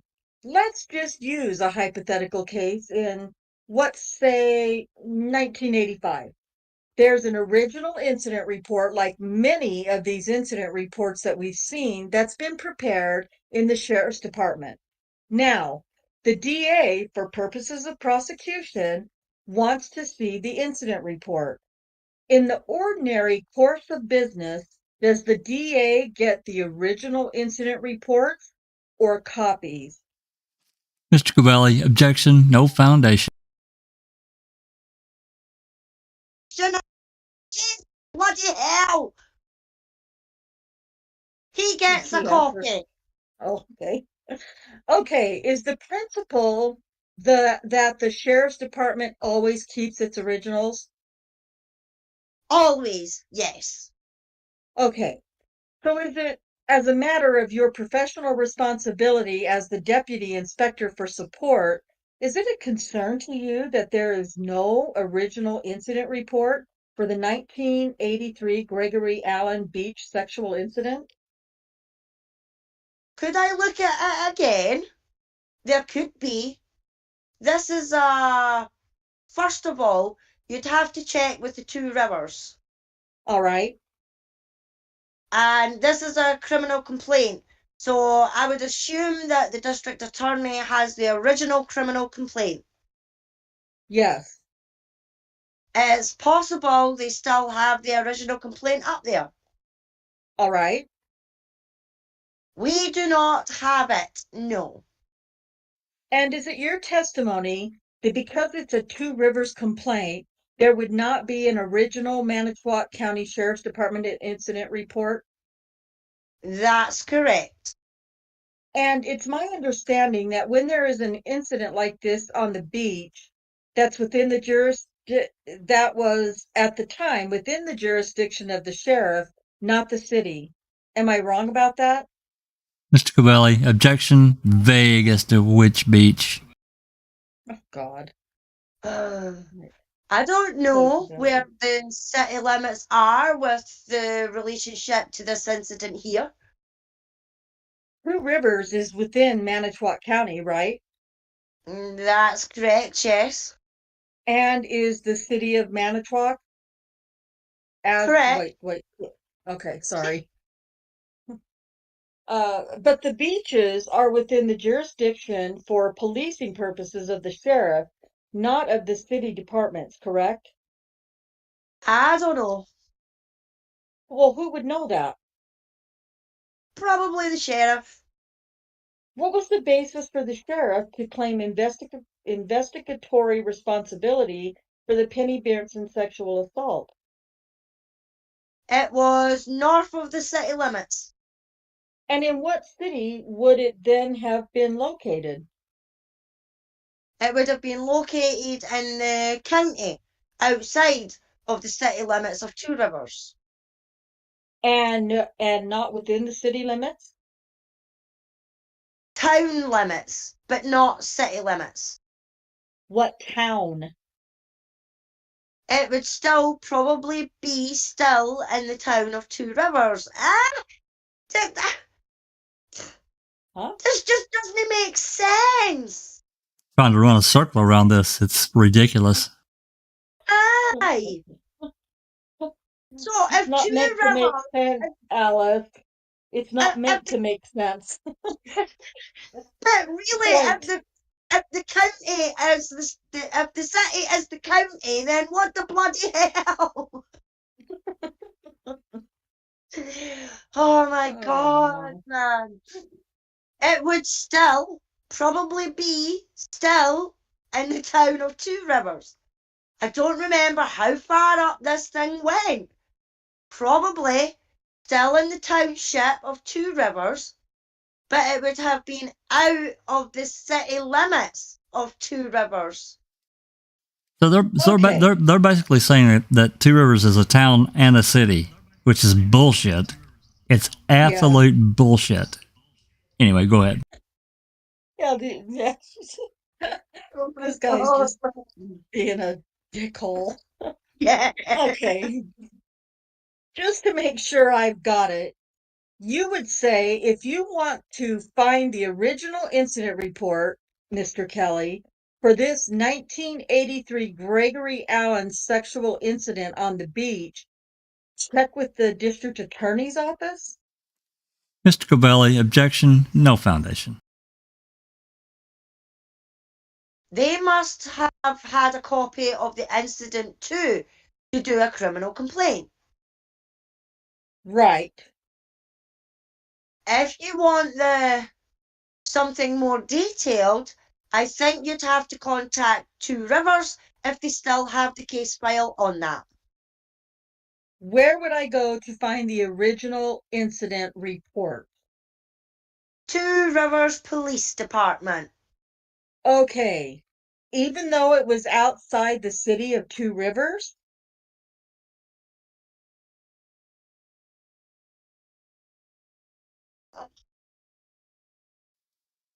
Did we lose Alice? Oh, sorry. No. I'm just pissing myself laughing here, Jack. It's just bloody ridiculous. I know. So what the saying is Two Rivers is a county and a city. And if you wanted an incident report, then you would go to Two Rivers Police Department that was inside the city of the limits of Two Rivers. Which should have made it a Manitowoc County case. Which should have been in Manitowoc County. Correct. Oh my Lord. God. That I don't think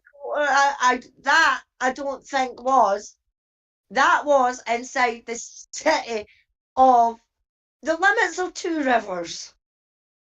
Okay. Could I clarify one thing on this? If you can. Sorry.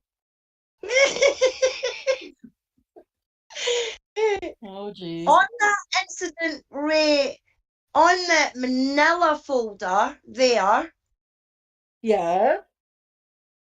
on here, I put down, no, you have. On here, when you say here, you're referring to Exhibit 43? God, I love Kelly. 43. You have the accident document, but the incident report, which would be similar to what you're on the top there, Yes. all it would say would be an accident. We don't have that document, but you've got the accident for that incident. What? Oh my God. Okay, this is almost not even funny anymore. Well, we're off in some freaking hypothetical. I don't know what the fuck. It doesn't make sense at all. Accident. I thought that incident. Yeah, I thought this was an incident that happened in '83 that they're talking about, not an I accident. don't know anymore. I'm completely lost. He's literally trying. Yeah, he's literally trying to out-talk an attorney to make it seem like he's not being slimy. He's picked the wrong attorney. That's all I know, Christina. I agree. Yeah, Kelly's going to put him in his spot again here. Okay, so as I understand you, what you're saying is on this Manila folder, the incident report is missing. Right. And all it would say on there was just an accident. Refer to the document. Okay. All right. Paragraph 3 of Exhibit 48, as far as you know, every document, photograph, report, and so forth that's described in paragraph 3 that was in the possession or control of the sheriff's office has been produced? Correct. Okay. And is the same true with respect to paragraph 4? Was Gregory Allen correct? Did you do any check for aliases of Greg Allen? No, I did not. All right. And with respect to paragraph 5, you said something in your earlier testimony that caught my ear. You said, with reference to the composite training experience that you, the sheriff, and Jean Couché have had, that it would have to check the training, that I would have to check the training records. Do you remember that? That's correct. Did you check through the training records for the materials called for in paragraph 5?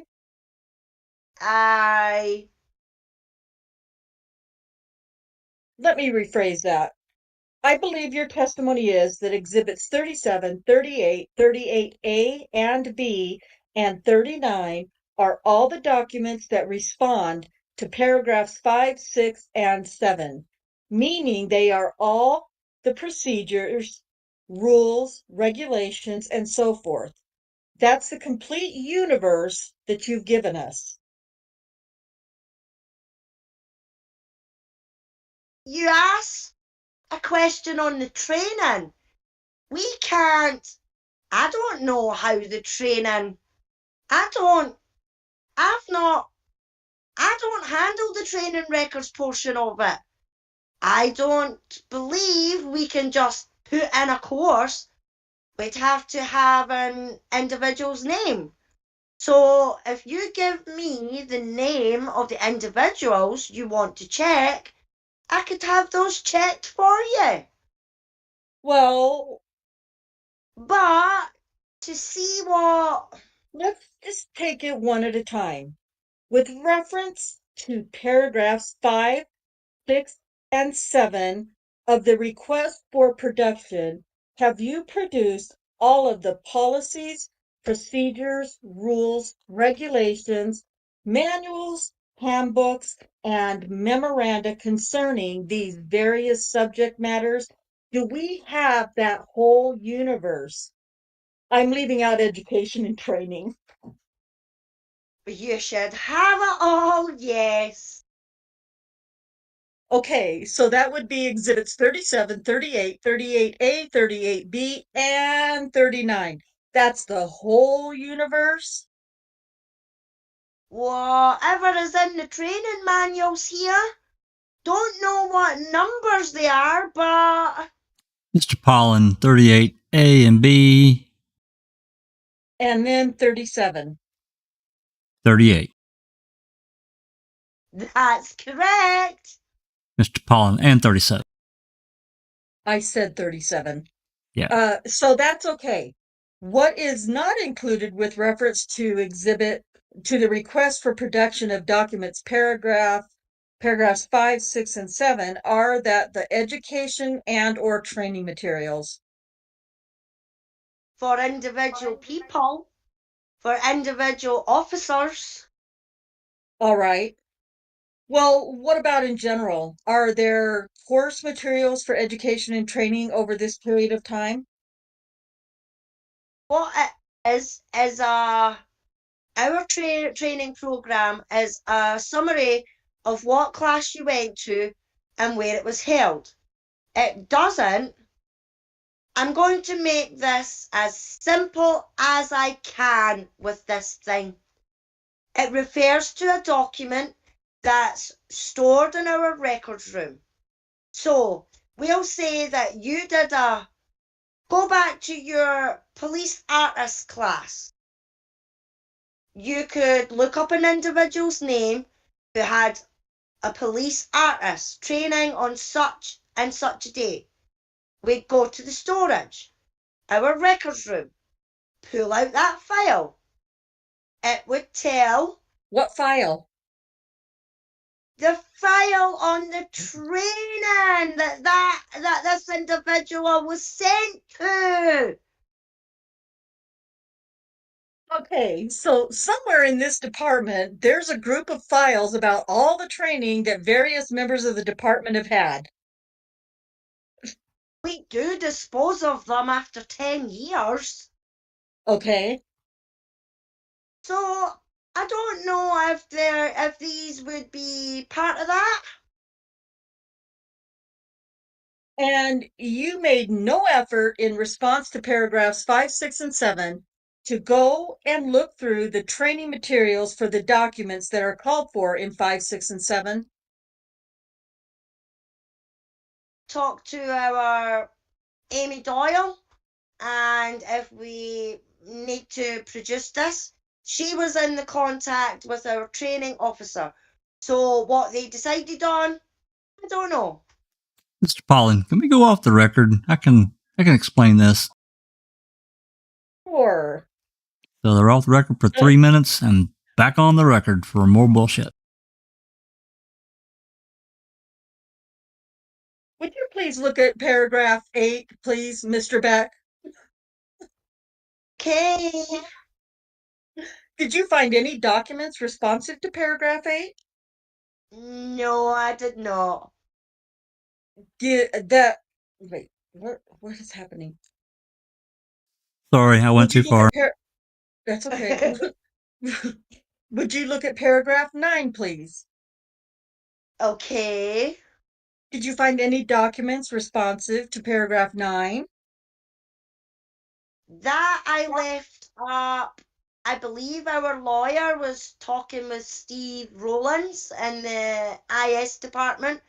As far as email goes, phone records, we have nothing.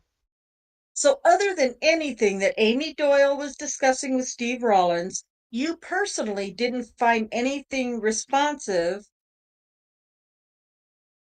I don't know. Let me finish. To paragraph 9? Yeah, no. Okay. Mr. Pollen, and the search for email and the search for emails is to determine whether or not there are emails and whether or not they are in any form or place that can be retrieved. And I don't think that we have a clear answer on that yet, but we're working on that.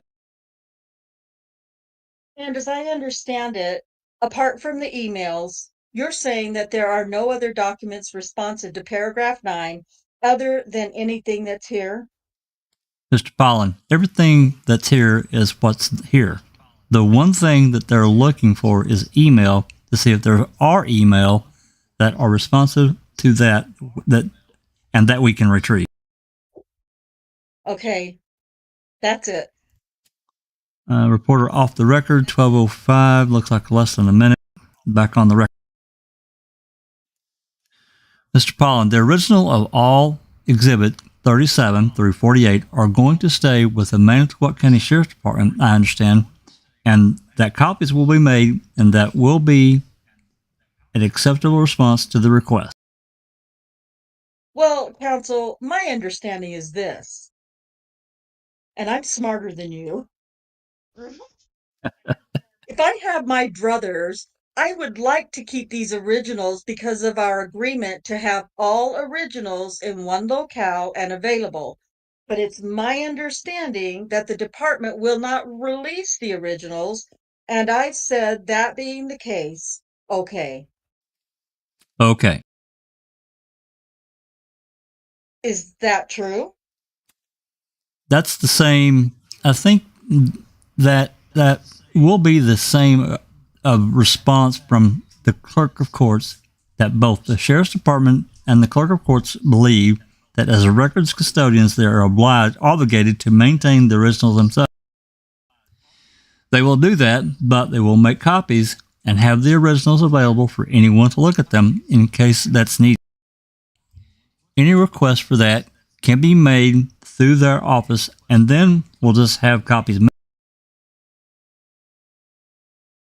That's fine with A, that's fine with us, and B, I'm concerned, and I don't want to do it on the record, but I think what we should do is we should figure out some way to mark these documents so that we know the pages, not just, and I mean, we've identified exhibits by clumps here, but we don't want to lose a page or two and then have a dispute about it 6 months down the line. So We will figure out a system, a bait stamping or something to mark them so that you have that assurance when you receive the copy.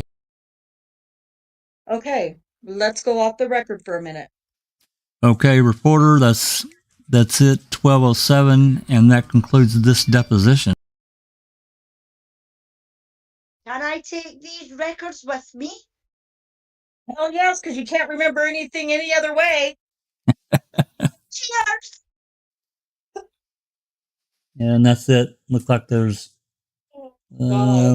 there's 10, 13, 17 pages of index here. So we're not going to look through that. Yeah, so Thank you. that got really interesting there. Jeez. Yeah, it was.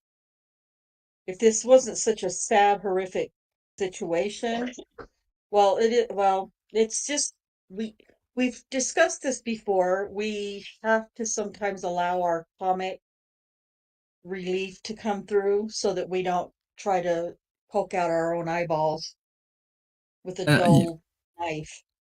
Well, yeah, I mean, you know, I guess because if we just found out about this case and didn't really know any of the real background, we could probably just do a straight reading. Yeah, but we know better. Well, yeah. If we don't laugh, we're going to cry. Yeah. That's about where it's at for me. You know what I mean? You have to laugh at it because crying gets us nowhere, right? You could tell that Glenn and Kelly, in my opinion, had documents not provided by Manitowoc County that Right. destroyed their narrative. And that's what they were worried about because they didn't want them to try and slide them in once they seen Glenn and Kelly had them, saying, oh, we had those all along. That's why they were talking about stamping them. That's why they were talking about having a unbiased third party holding on to them. That's right. Because, yeah, Manitowoc County was playing slimy. Well, and it's clear that they didn't provide the emails that they were asked for. It's not just the emails. It's also there's incidents with Gregory Allen. I don't think the beach incident is the only incident. I think there's another one. I also think that the only reason Manitowoc County was so lackadaisical about what they did provide, I think they were confident this case was never going to go to trial. And I have no evidence of that, just their attitude. Like, they were busted over and over again in these depositions, and yet it was no big deal to them. Well, I think that they were willing to do whatever was necessary to keep it out of trial, whatever they had to do. And if it wasn't, Teresa losing her life over it, it would have been something else. Yeah. I think they had a number of things lined up and planned. One way or another, it wasn't going to trial. Right, I agree. There's just no way they wanted this at trial.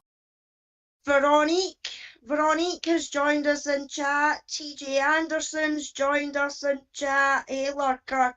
Hey, Veronique. Veronique says, I don't understand why I'm not in green. When I write, I'm a member.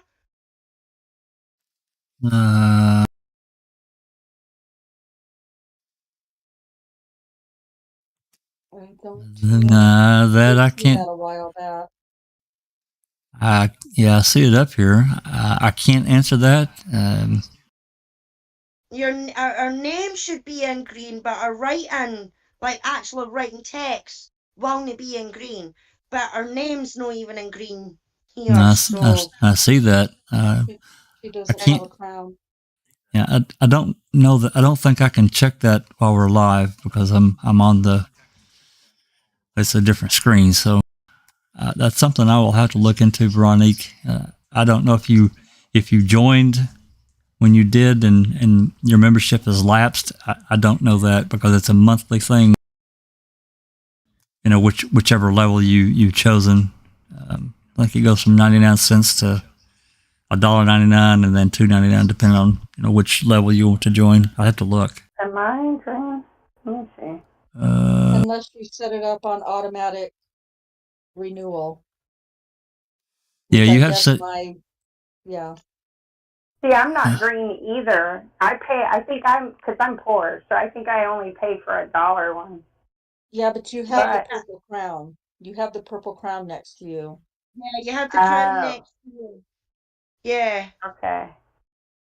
Veronique, yeah, you've not got a wee crown beside your name, so it could be possible that it was only maybe a month's subscription that you subscribed for.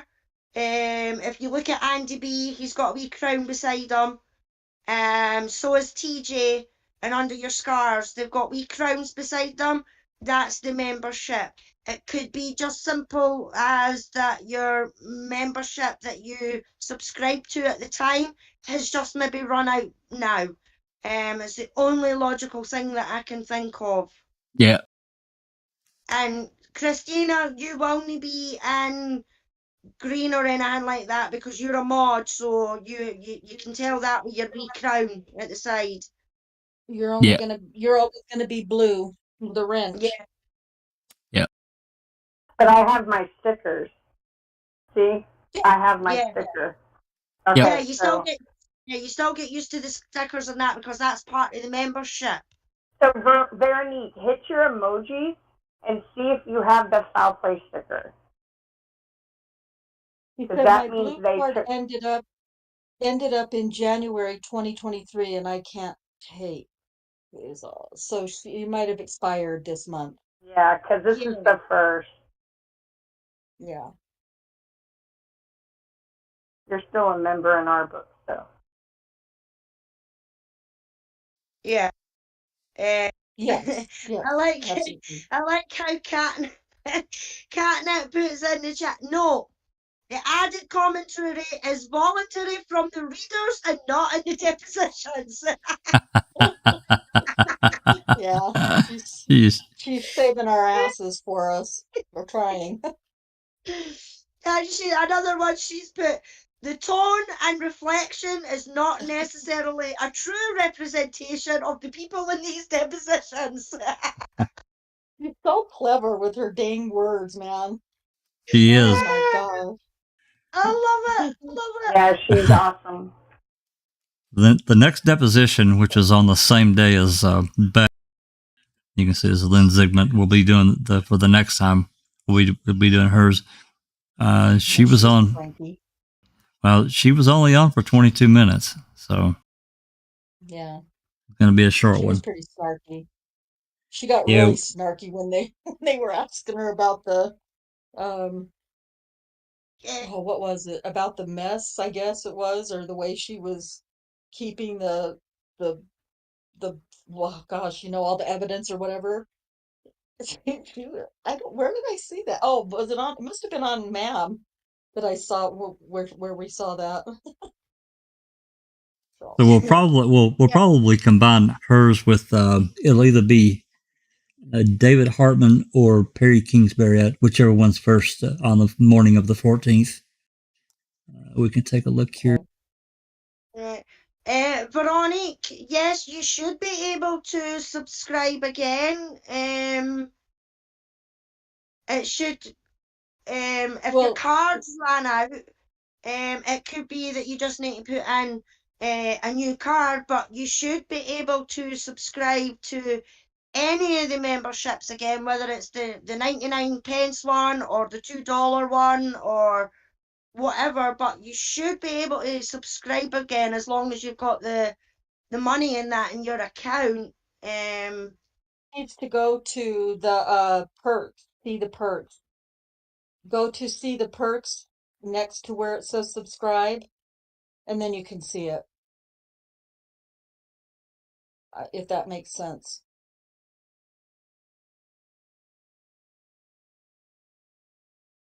I can't see it on my screen because it's a different screen. Yeah, I somehow clicked off of the screen. Yeah, click on the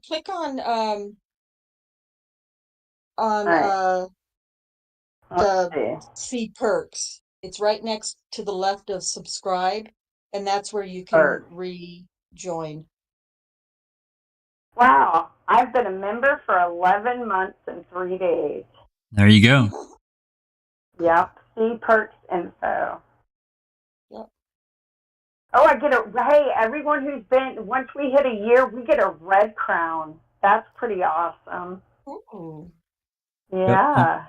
I've got Okay. Snarky. Have you not heard snarky before? Snarky's one of my favorite words. Oh, yeah. I am. Oh, you mean snarky. her being snarky? Yeah, she got, yeah, I think it's because she got offended because at trial, they were, I think They it was, busted her. yeah, I think yeah, because the files and the records that she was supposedly keeping, if I'm thinking of the right person, all the boxes and everything were falling apart, and you know what I mean?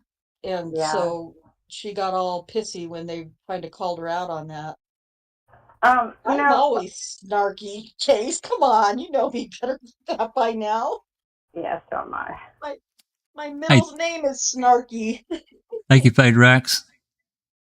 Yeah, I thanks, babe. wonder, Woohoo. does anyone else feel like the women in these cases, the employees that are women, like they have made it to where they are dealing with a lot of male chauvinistic and just, like kind of selling out other women and all of that just to get where they're at? Because it's clear to me that they do not respect women in management. Oh, in that area, absolutely. Yeah, absolutely. Yeah. Yeah, it's still the good old boys atmosphere. Mm-hmm.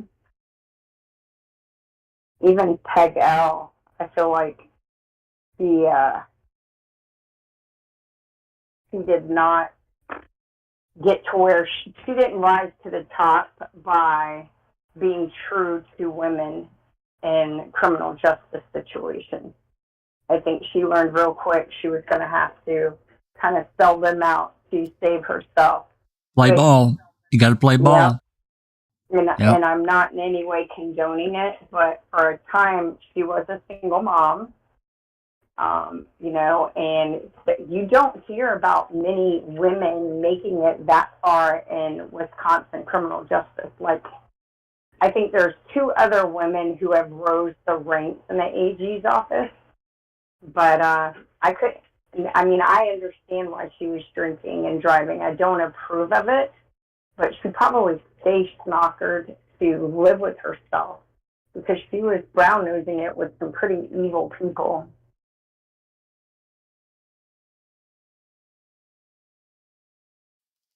Yeah, she was. I think she's been the first and only woman AG, right? I mean, for Wisconsin.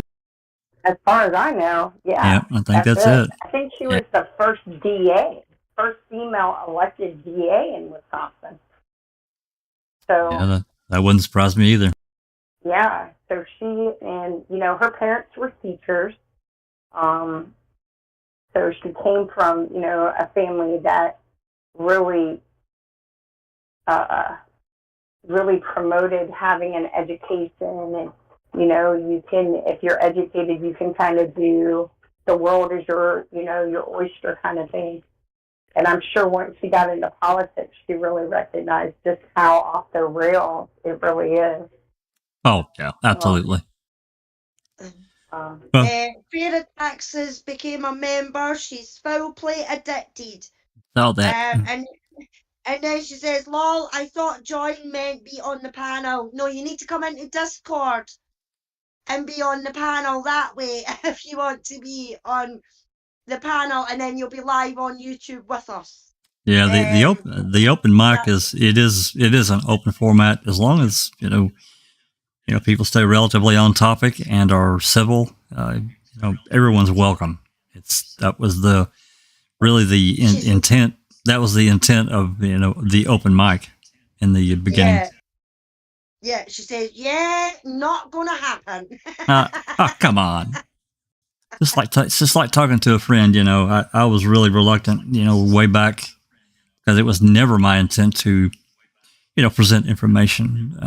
I've been doing this. I've been involved in one way or another since right after the series aired, but it was never my real interest to take what I know or what I've learned or what I think I know, et cetera, and present it in an open format, because that opens up another world. But at the same time, it's good to do this. I think it's because staying with it, it's almost therapeutic for me. I've been at this for so long. It's one thing to just not really talk to people in others in the community, basically chatting with them through text.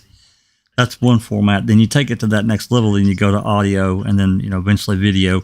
It's a whole nother thing of opening yourself up, to a whole different world.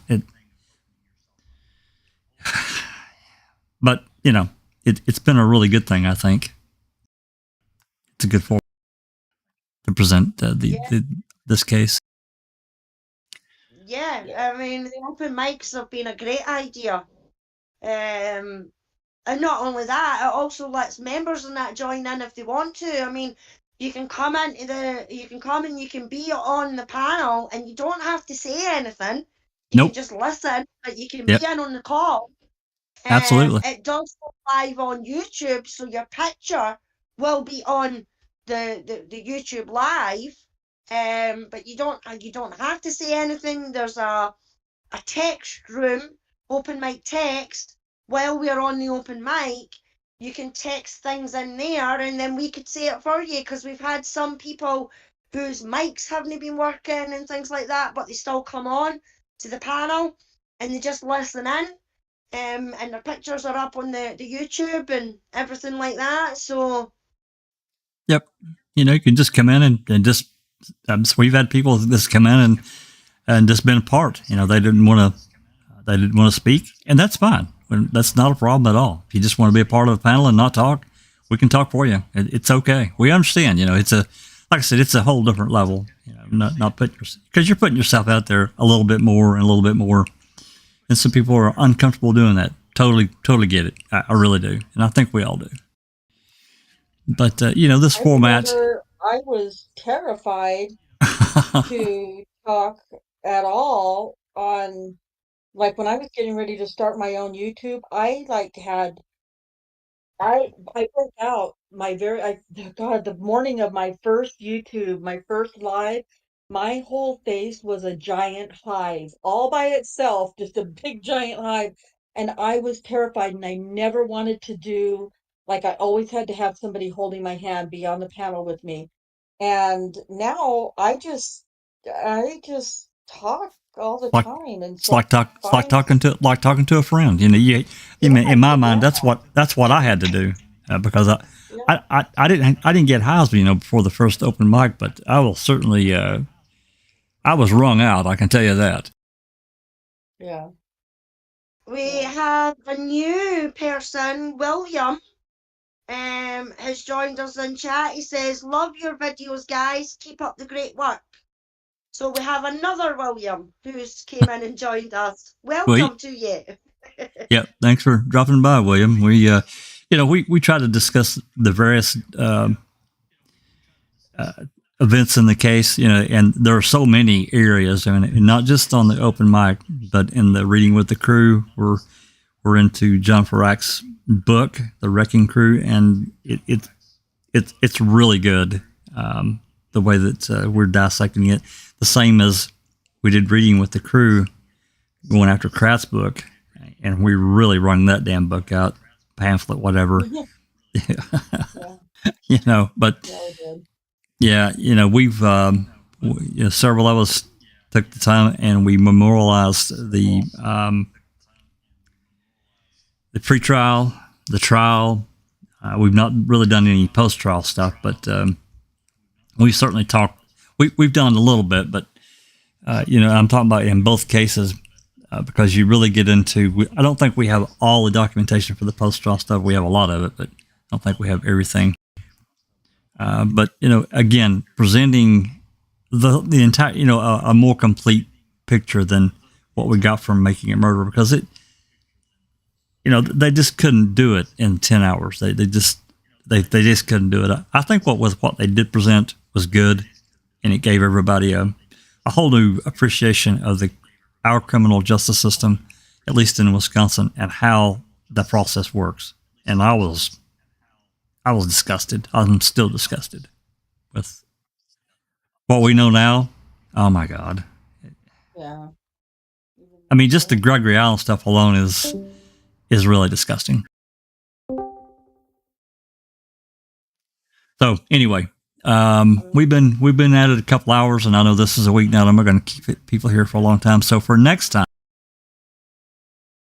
we'll do Lynn Zygmunt, which finishes up. That's all they did for that day. Hers was only 22 minutes, so I guess they broke and ended it. We'll do hers, and then the morning of the 14th. This is July 14th. This is David Hartman, and looks like his is it's 85 pages, so it's going to be probably 70 something, maybe 80 pages of him testifying. I don't remember what all he said, but I guess we'll find out. hopefully it'll be just as interesting as Beck. Yeah, A lot that's of good. yeah, it was good. It gives me an even better picture. I said, I talked about us being able to talk more intelligently about the case. Now we know more, and these actions. If you remember the first part one of this, we found out he was the first one there, first one on the scene, and then Judy Dvorak, and then eventually others joined in. And then I had in my mind that Dvorak and Kasork were there first. I really did. That's not right. So anyway, Rhonda, I know you got something planned for tomorrow. You want to talk about that for a second before we get out of here? I would love to. Yes, tomorrow on my channel, I'm going to be reading, or whoever's going to join me, will be reading and discussing inconsistencies between Sarita Bowen's preliminary hearing and the trial. We went through the police report on Sunday, so we'll have to try. Maybe if you just watch the police report over, rewatch the police report part of Sundays, and then we'll go over the preliminary and trial on parts, not all of it, just some sections of it that we want to show inconsistencies. And you can, and we're going to discuss something kind of a big deal that goes to her credibility. And so I will, Catnip, can you drop my link into the chat, please? And I'll have Catnip drop the link for that under your scars. And so I'm going to start doing more of that, reading police reports and excerpts of transcripts. And I think that for those who aren't familiar with the case or don't know very much about the case or know some, but just not quite enough, reading, excerpts from transcripts and stuff is going to be really helpful. And I think that you'll find more information coming forth in the coming between now and whenever. So Daniel's preparing for his state post conviction. So um, and as I am able, I will also be doing excerpts of deposition videos as well from the accusers. So Those are really interesting too. Really yeah, interesting. super interesting.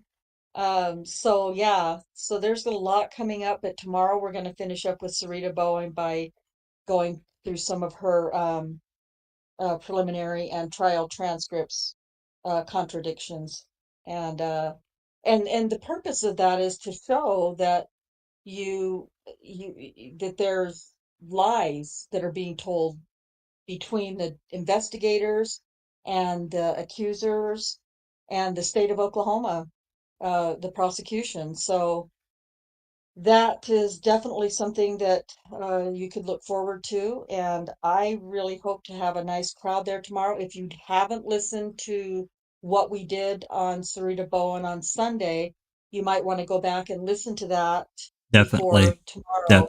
Definitely. Yeah, so that you can have a good idea of what we're talking about tomorrow. So, Yeah. yeah.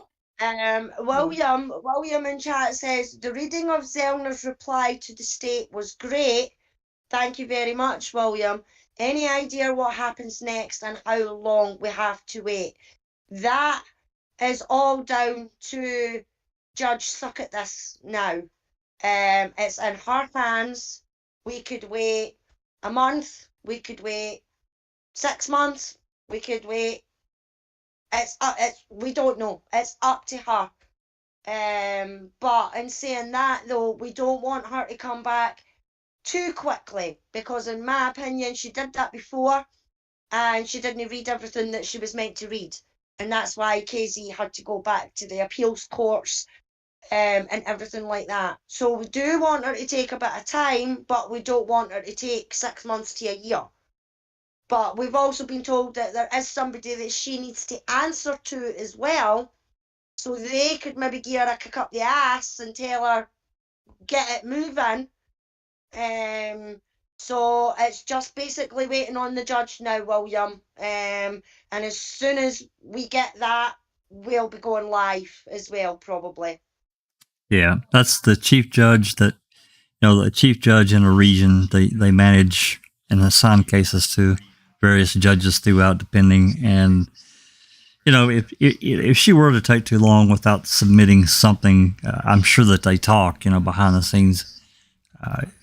If she were to take too long, then, a conversation very well may occur. I think otherwise, I think there's probably in the course of a judge going through a case, once something's been submitted, they're probably pretty much left alone unless they need an opinion or, whatever. But hopefully, and it's like I said earlier in the podcast, I hope she takes the time that she needs to understand and to try to come to a reasonable decision that the only way that many of these questions can be answered is through a hearing. You can't just take one side or the other. That's the entire premise of our criminal justice system. It's an adversarial process. And that's what these lawyers have to deal with on both sides. And the judges have got to come back and say, hey, you're saying this, they're saying this. The only way we can really answer that is not to just believe what somebody has written one way or the other. You got to get people in and swear them in and get sworn testimony. Even if their answer is, I don't recall, it doesn't matter. You've got them on record. And you never know what door will open. You never know what can get said, what path this could go down. But to me, the only way you can answer many of these questions is to get Sawinski, Singlub, the person that he was connected to when the dispatcher made that dial out. Andy B he ran that through a program and we got a number that was dialed. It was a 9 outside line. It was 8 digits, 9 outside line, and then 7 more digits to a phone. So those questions need to be answered, in my opinion. That's just my opinion. But yeah, it could take a few months, could take a year. Yeah. Well, hopefully it won't take a year. Hopefully not. Yeah. No, but we never know with these things. And Suck at This just tries to drag it out and drag it out and drag it out as long as she can. So she does. So William says, cool, already looking forward to it, I think. Yeah, we're right there with you. Yeah, we're right there with you, William. Completely right there with you. But as always, if you hit that wee notification bell and set it to all, you'll get a notification. You should get a notification about half an hour before we're due to go live. And you'll get a notification. So as soon as we get any news about it, we will probably do a live about it, whether it's during the week or whether it's at the weekend or what. We'll just reschedule things and move things about, and because we've done it before. So that's exactly what will happen if and when we get the response to the judge. So fingers crossed it's before the end of the year. Yeah, given her past record, we're figuring, just I've heard various people talking 3 to 5 months. That wouldn't surprise me, and I think that's probably long enough for her to come to a reasonable decision one way or the other. Rhonda, what time is your live tomorrow? 5 Central? 5 p.m. Central, yes, sir. Yep. Yeah. On 11 o'clock. That'll be 11 o'clock UK time for anybody that's in the UK. That'll be 11 p.m. our time. And anybody that doesn't understand the Holtz-Claw case, it is really complicated. Number one, it's as complicated. It's more complicated than the Avery Dassey cases, and they're bad. And it, Rhonda could probably hit me with a bat sometimes because of all when I told her about the case many, many moons ago, and she got interested in it. It is so bad what they did. It's terrible, and that case needs Maura and Laura, or two good documentarians, to tell the story and get it out. That people would be absolutely incensed at what happened. I know I was, and I'm nowhere nearly as deep into the case as Rhonda and Kay and Cherie and several others that have really taken a deep dive. Just from what I know, it's terrible, but it's a really interesting case, really interesting. So I hope everybody will join us. I'm sure I'll be there, short of something weird going on. I'm sure I'll be there. So if you need somebody to read, I'm certainly glad to help. Oh yes, I will need some readers because yep, that will be really helpful. Thank you. We appreciate that. Yeah. Absolutely. Okay. All righty. Thank you. Yep, absolutely. And then, of course, we have Reading with the Crew Saturday, which I think Doc is preparing some stuff for the MVAC system, which is, again, another interesting thing that they're talking about using in the Idaho 4 murder case. That thing is really interesting, but he's getting some information together, I think, to take a bit of a deeper dive into it and to explain the process and some other things. So that's a depart from what we've been doing with the Farrak's book, but questions have been asked. So Doc's the guy to do it. He understands this stuff. So that'll be this Saturday, 5 Central. And has anybody got anything else they want to bring up before we take off? No, I think we're all good. Nope, I'm good. All righty.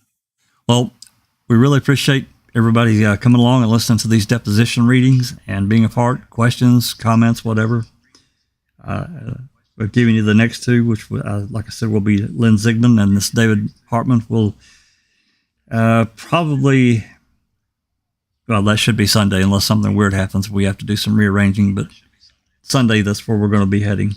Sunday at 5 p.m. We'll start back with Lynn Zigman. And we'll proceed on until something else piques our interest, and we may interrupt the depositions and go into something else. But I really want to try to get these read out this year and done, so we can really have a really firmer grasp of what happened during the and if we're trying to do these in order, so it builds one to another to another to another, and it tells the story itself. So yeah. So just one last thing, Jack, just to everybody in chat, please do the YouTubey thing.